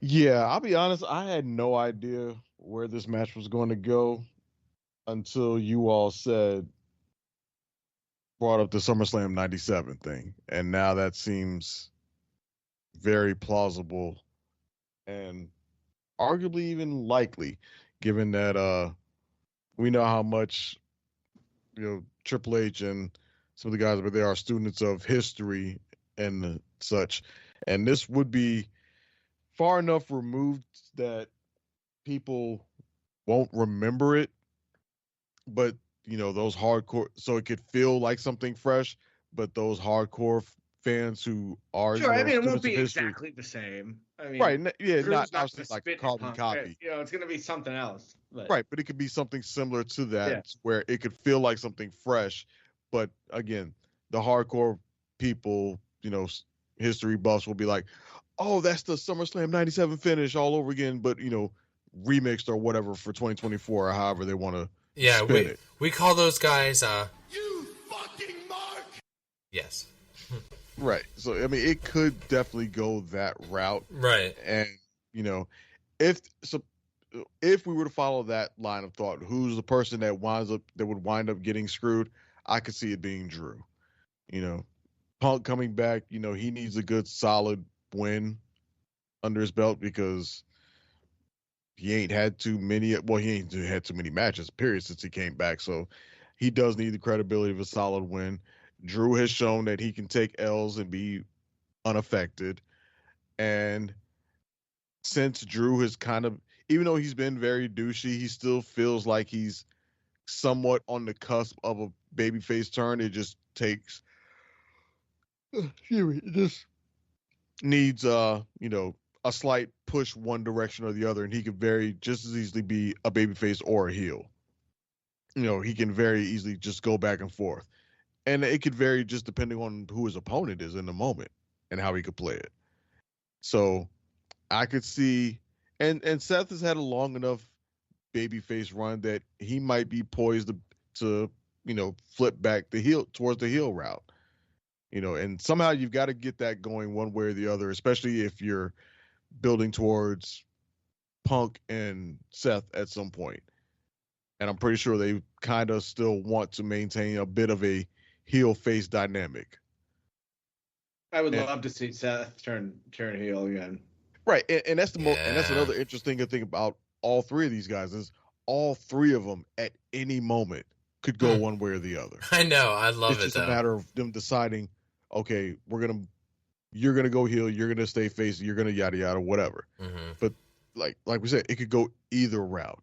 But I think if I had to put money on it, I think Drew is the one poised to switch face.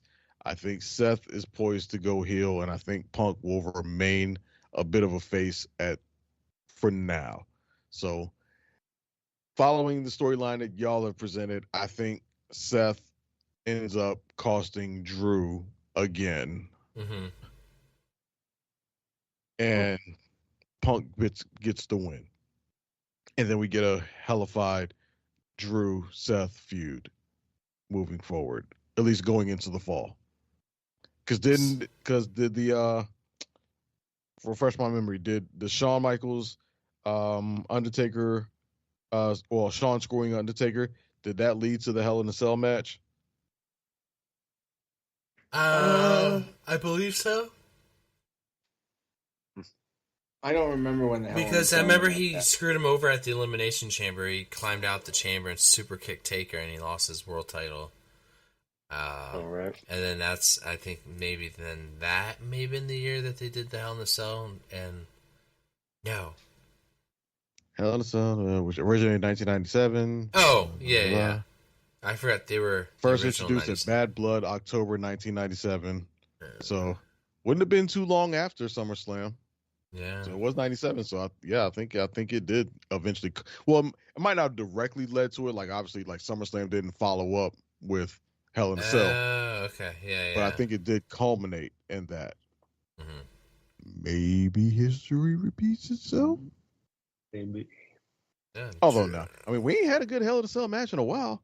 And again, these three guys right here with the amount of hatred, and oddly enough, it was first introduced Sunday, October 5th, 1997, Guess what pay-per-view it was? Bad Blood. Bad blood. blood. These motherfuckers got bad blood. Exactly. So, maybe they need something. I mean, if they're bringing back the name, they kind of wouldn't hurt if they're just gonna completely retread this. We get a Hell in a Cell, maybe Drew versus Seth. Maybe. Oh, yeah. Drew, what do you think, buddy? Okay, so yeah, this is outside the box thinking. I'm going to throw some things at you guys here. I've been in Drew's corner for God knows how long. I think like when he won the title, like in the Dome, and no one was there to like chant, cheer him on. Especially when he lost to Roman in at the Clash of the Castle. Do the Drew, whether it's the namesake, I think he's an incredible wrestler. One of my favorite matches of all time was the triple match, the triple threat of Gunther, Sheamus, and McIntyre. Yes. I love that match. And Drew getting chopped to hell and like just melting off the side, off the apron. I thought it was hilarious. But that's one of my favorite matches of all time. And for me, this is a psychological journey for Drew. It's about him getting out of his own way, and he keeps on making the wrong decision. And Punk is always ready to, fuck him up right at those moments. And so this is about Drew kind of finding that peace within himself to get past all that bullshit and, do that win. This is where I am not a fan of Seth. Especially after the mattress spot. I think he should stay retired or, for a while. I think there's other wrestlers that deserve that spotlight. The only reason I think, and this is just my personal belief, the only reason I think Seth is involved was just in case Punk was not medically cleared. Right. So Seth could just like slip in and, continue to be, there is a feud. But here's the thing. I think Punk lost when he did not apologize to Seth. That's where I think Punk lost this particular match. Because I think Seth is going to ref in favor of Drew. I want Drew all the way. But that, I think to everyone's point, though, I think this could go any way, and I'll be fine with the results because I think Punk, it's great to see Punk finally being a team player, in the locker room and, finally being happy with his status and, how he's, being able to mentor the young people and still kind of be considered a classic. But man, I am so ready for Drew to walk with that.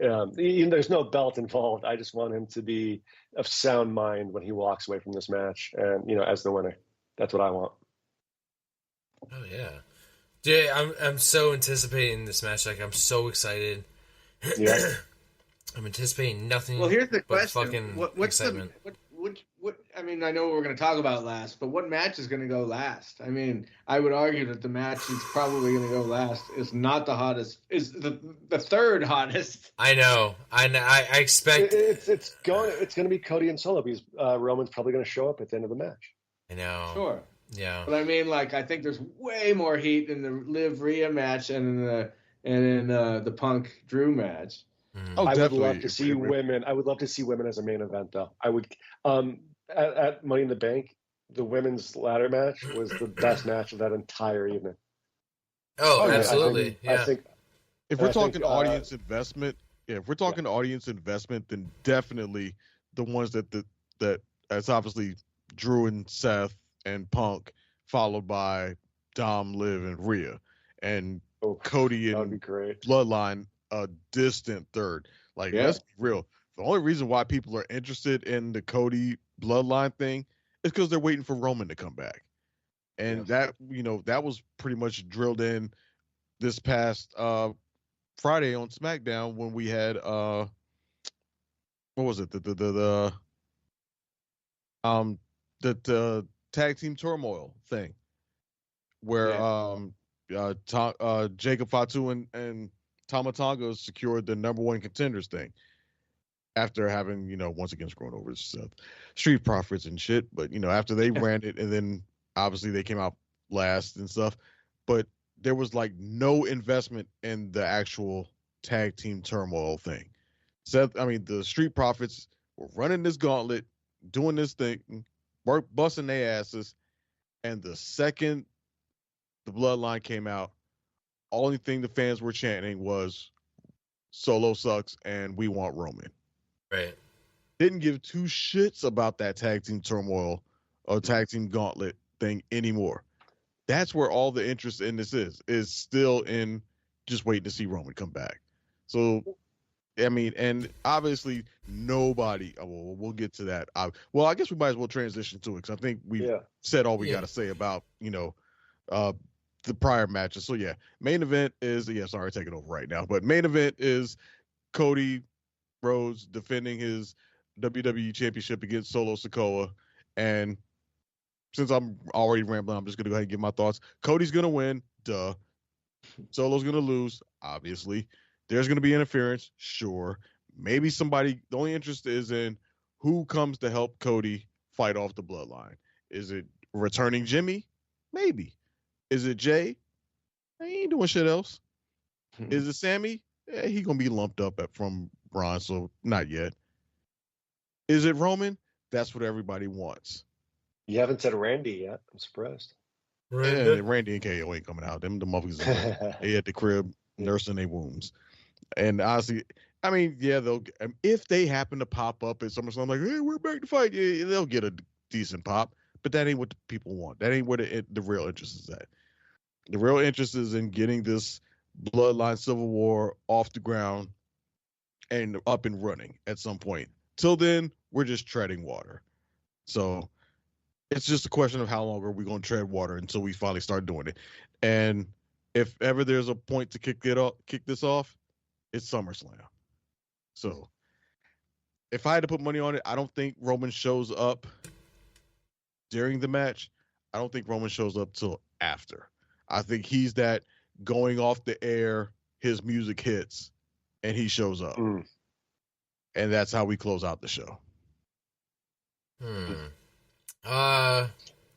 So we have another question written into the show. We had 2 questions tonight, which you can also go on to our website on onpodium.com, or you can find our comment page, or at the bottom there's a section if you want to write into the show. So Dave wrote, no, you know what? I'm going to play the bumper anyway. And I want to read the question even though we kind of answered it, because Jay went crazy and just kept going. I'm going to do it anyway.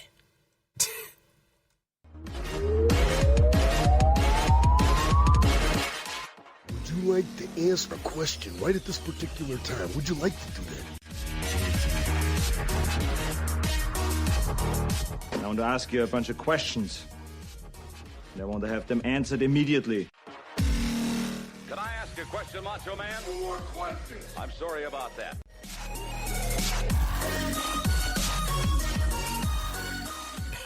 Okay, Dave, who we've had on the show before, Dave Foster, asked, will The Rock or Roman Reigns be at SummerSlam? And we kind of got into that, but I think we can all agree, all of us,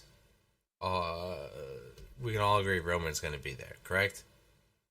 Yes. Yes. He's got to be. He's got to be, right? And I don't think we're going to get The Rock. I think it's going to be a long time, a little bit longer till we see The Rock again. I think we're all in agreement with that, correct? Yeah, I don't think we see The Rock anymore this year. Yeah.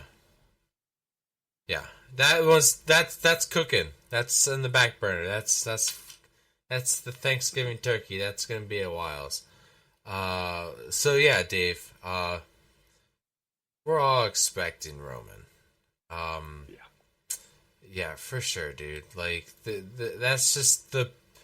I'm gonna assume they're gonna put on a good match, right? I know they're gonna put on a good match. It's great to see Solo have a main event solo match. Granted, who knows how many, if not all, of the Bloodline will be down there in his corner. But it's just a matter of how Cody's going to do it. Like you guys said before, who's going to be down in his corner to cover him? Who's going to help Cody Rhodes win this? Because, I mean, just 1 on, 4? I mean, it's just not... You know there's going to be so much shit going on the side ring. I mean, come on. Cody needs some sort of backup of some kind. But like you said, Dre, like Roman at the end of the show, just the way his music is, there is no run-in with Roman. That's not the type of music that hits that he runs in the ring. I think you're right, though. The music hits, he shows up on the ramp, and then that's it. We just fade away. Little WWE logo on the bottom left of the corner. I think that's how we end the pay-per-view. It's just one of those shock and awes, and we've done it before. We've done it plenty of times. You know? Doyle. Is that what you think? Yeah, but that's what I think. Doyle, do you think the same thing? It doesn't matter what you think, sir. Yeah. This guy. Go fuck yourself. Thank you, Christian. Doyle, what do you think, man? Yeah, I mean, I wish we could have had a crystal ball and could see who wins that Bloodline DIY match. Because if Bloodline wins, I think Solo's chances improve. You're absolutely right. Yeah. As it stands, they aren't 0. And if I had the pencil, I would seriously consider putting the title on Solo here. And I think it makes all the sense in the world to put all the titles on this version of the Bloodline, kind of try to recreate what Roman and the Usos had with the original Bloodline. But there's a couple problems with that.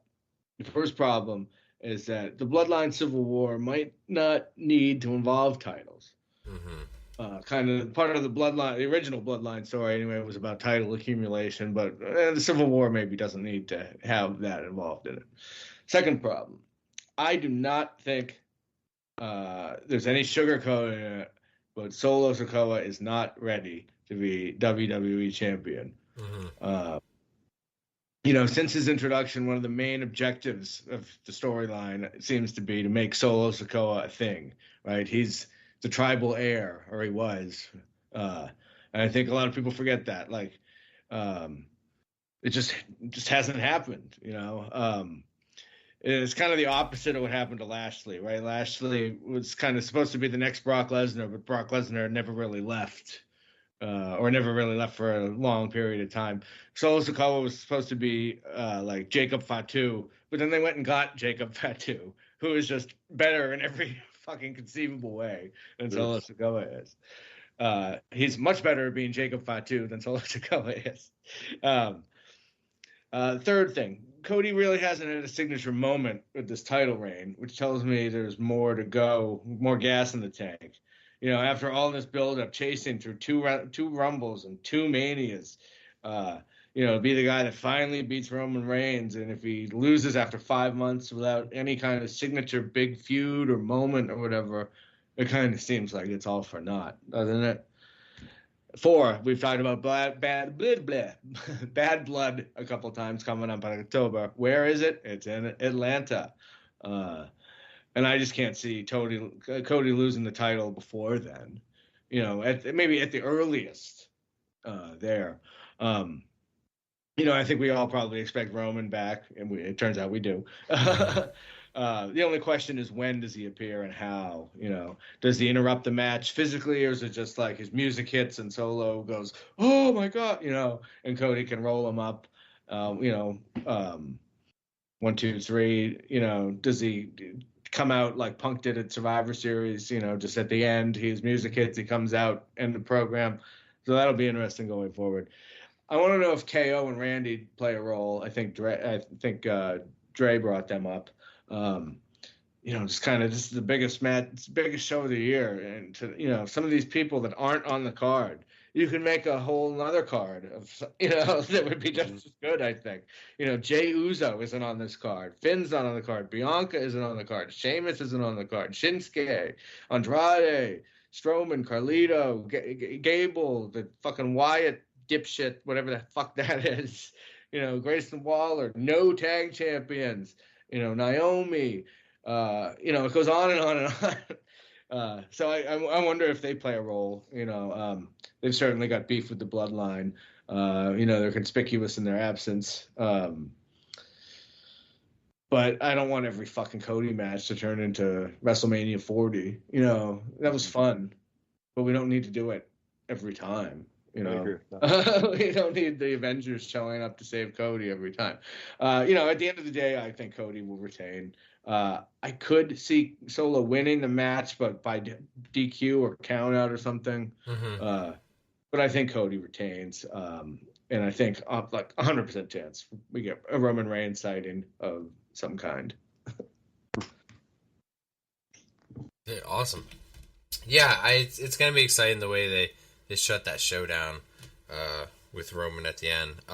Drew, do you think are you the one guy who's like, nah, no Roman, he's not coming, no fucking way? Well, so okay, yeah, you guys are either gonna hate me or love me for this. This is my theatrical. This is my understanding of wrestling, storytelling, quality of wrestler, who should be involved. Too long, didn't read it. Response: Cody's gonna walk away as the winner. That's absolutely gonna happen. But here's my problem. I think this new bloodline story or this new bloodline storyline sucks. I think it's happening too quickly, too urgently. I think they should have either waited or just they need to slow it down. Here's my thing. Tongaloa with that botched low blow. Not every Samoan needs to be on Raw and SmackDown.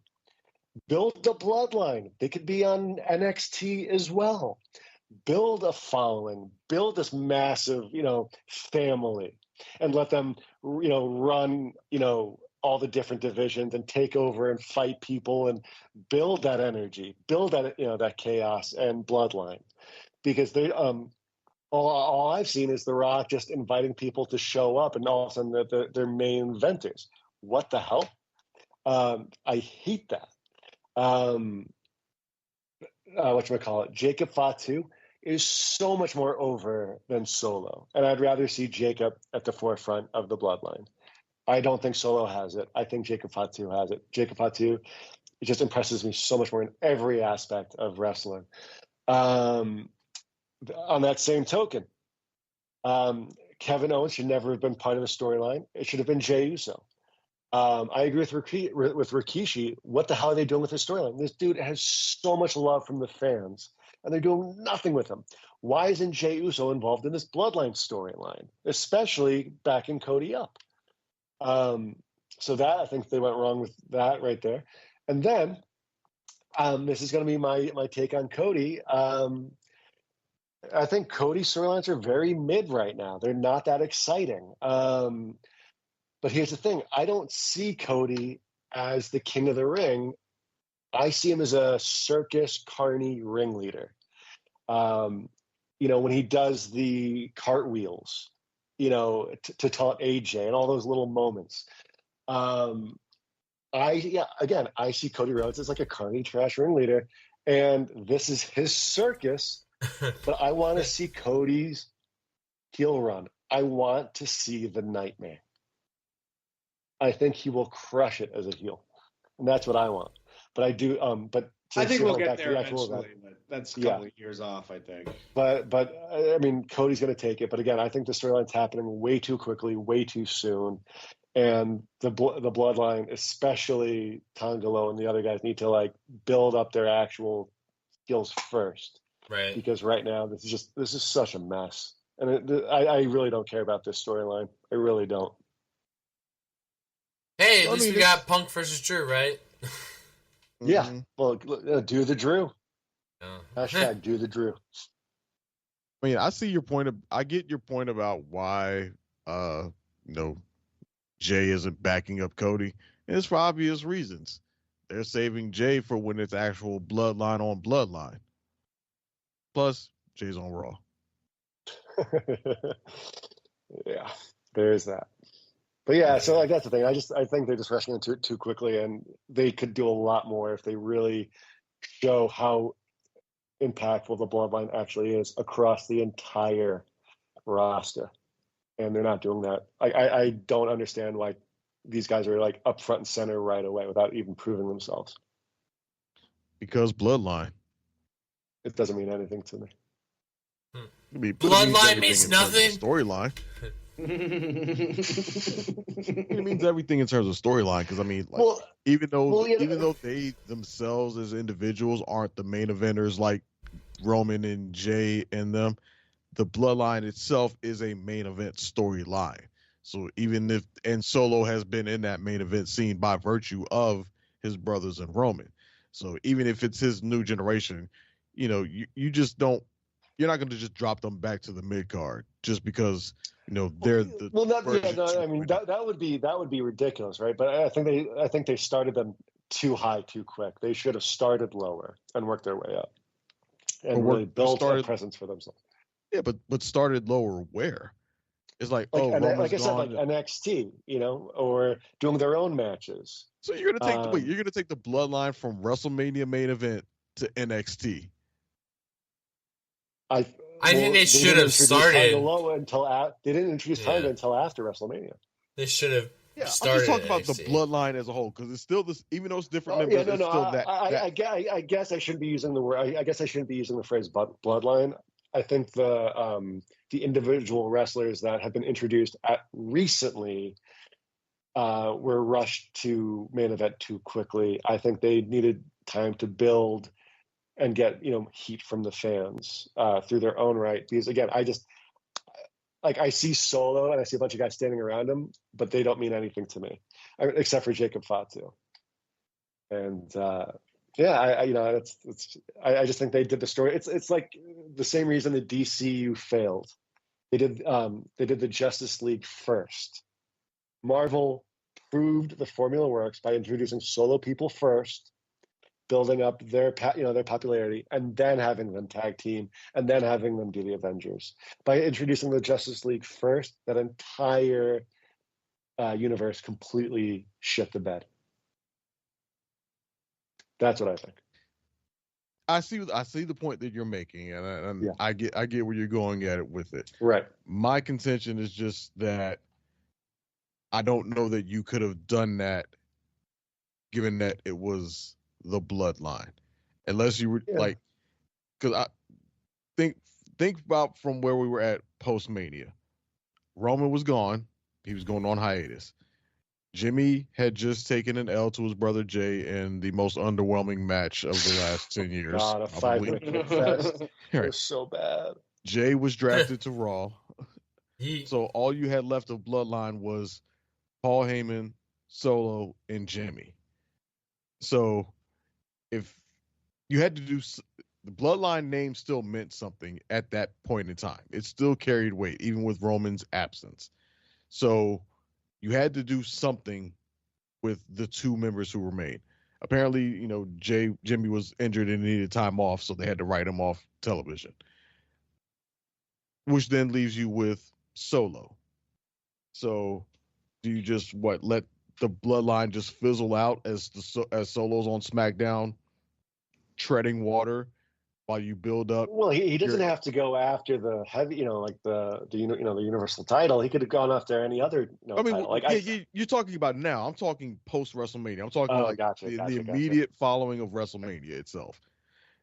Do you have Solo just treading water while Jimmy's at home recovering from injury? Roman's on hiatus. It's just Solo and Paul doing what?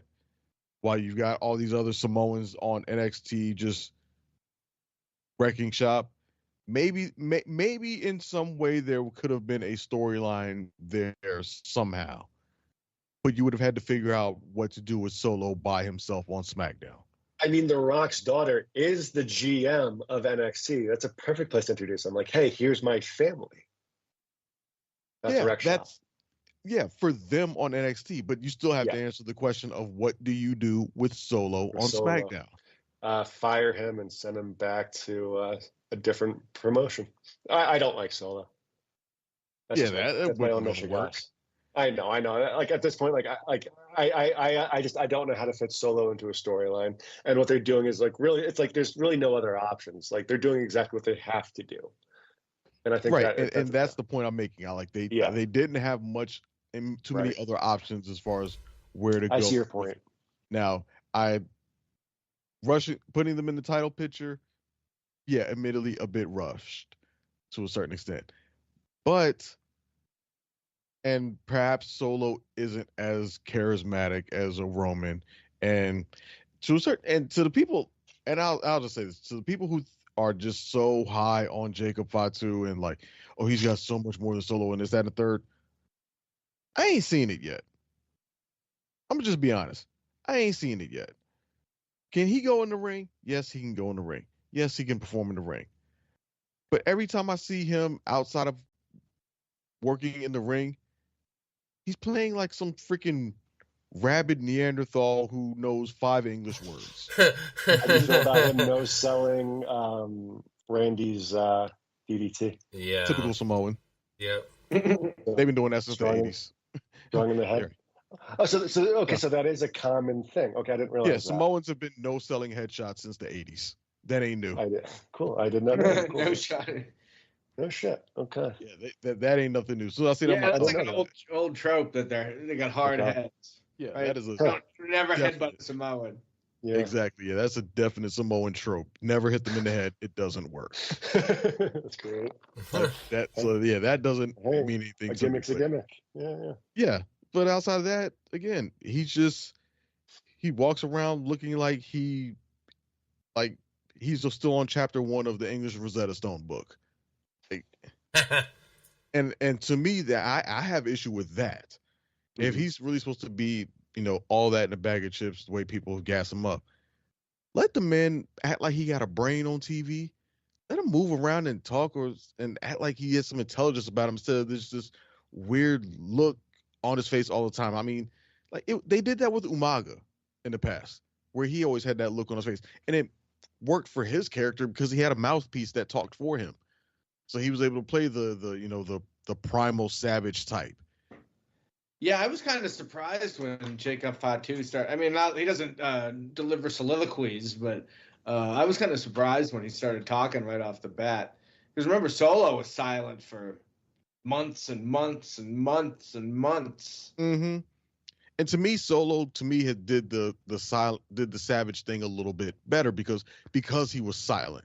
He just looked intimidating without talking. He didn't. Yes, he was better off not saying anything. Right. He just had the intimidating silent look. And to me, that worked better as an intimidator than what Jacob Fatu is doing now. To me, what Jacob Fatu is doing, and maybe it's just because I've seen too many Samoans wrestle, it's just tropey as hell for me. Yeah, I think in perspective, man. Yeah, and in 2024, I want something better. Mm-hmm. Well, we can only hope, man. Like I said, I appreciate it. Yeah.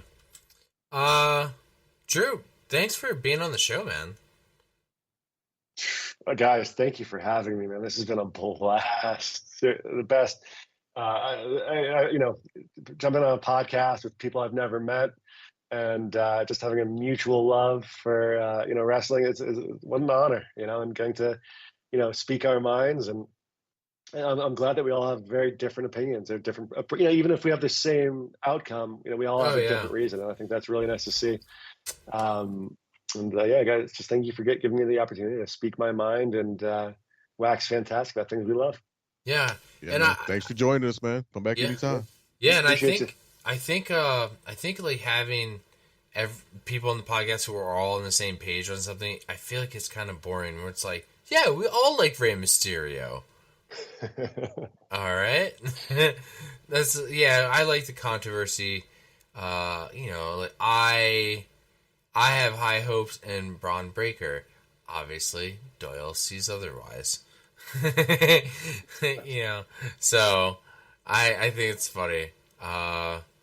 That's part of the right thing, it's like the circus. If you don't like the dancing bears, you like the trapeze artists, and if you don't like that, you like the contortionist. And it's like, if you don't like the comedy match, you like the work rate match, and if you don't like that, maybe you like the high flying match, and if you don't like that, maybe you like the women's match. You don't have to like everything. In fact, probably not going to like everything. Or everyone. I would like to say two things, though. Disliking the stuff I dislike because I can be like, this fucking Breaker guy. Look at his stupid ring gear and what is it? Evil dog written on his ass, and it looks like he got a spray tan from Stevie Wonder. It's all good. But I'd like to say two things before we end the show, though. Thank you, Caitlin, for introducing me. Yeah. Secondly, the Pat McAfee and Friends DLC pack on WWE 2K24 can fuck right off. It never have existed. Nice. Spoken like a true fan. Yeah. Drew, if people want to reach you, where can they get a hold of you from? On Instagram at the Max Digital with 2 X's. That's THEMAXXDIGITAL. And cool. Always open to waxing back all the multimedias. Great. You got anything you want to plug? Where can people find you? Well, y'all can always find me in the Discord, or if not the Discord, as we've mentioned before, we do have an Instagram account. Finally, for the last at least couple weeks now, which if you want to follow, you can follow us at Instagram.com/Podcast Championship Wrestling.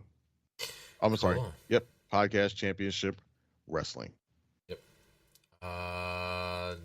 Doyle. What do you got? Anything you want to plug? You got where can people find you? Oh, Doyle rules. Yeah, never heard that one. Yeah, just in the Discord, and remember to like the Facebook page. Yeah, that's right. And Find us on Facebook. You can find. I'm running the Twitter page. You can find us there.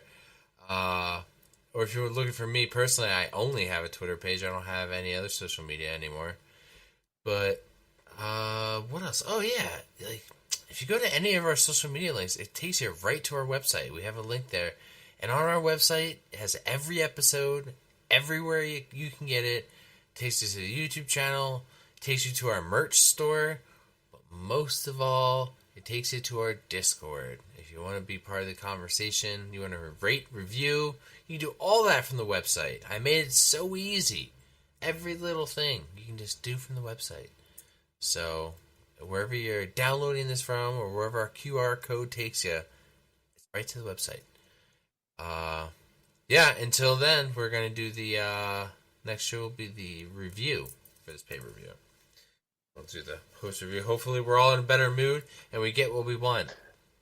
So, alright. Let's get the fuck out of here. Stone Cold says so.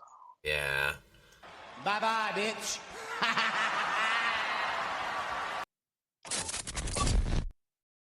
You are the world's dumbest son of a bitch. The fact that day in and day out, for almost 6 years, I have proved to everybody in the world that I am the best on this microphone, in that ring, even at commentary. Nobody can touch me. You are not ready for Oscar! Because the Street Profits are up and we want the smoke. You're next. Talk about your songs. Talk about John 3:16. Austin 3:16 says I just whipped your ass. Well, let me tell you something, brother.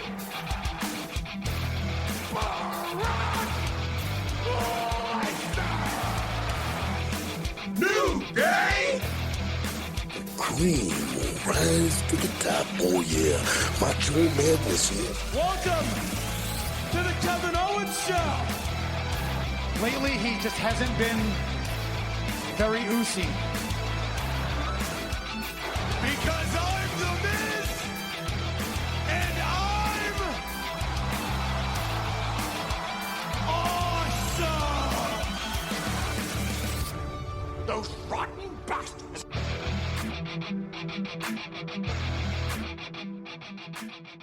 Bye-bye, bitch.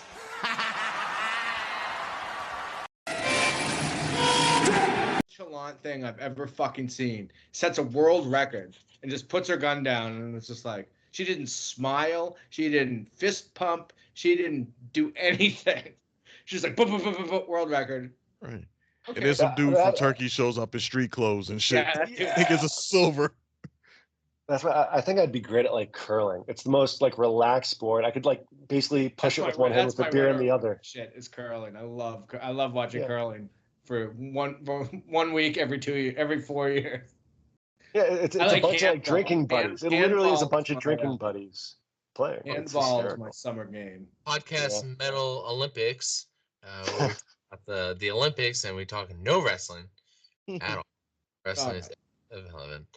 I would like to talk about Summerfest. If you don't mind. Banned from the Summerfest. Okay, I was fucking like you guys. All right. Those rotten bastards. All right, here we Two go. Brazilian gymnasts are fine as hell, though.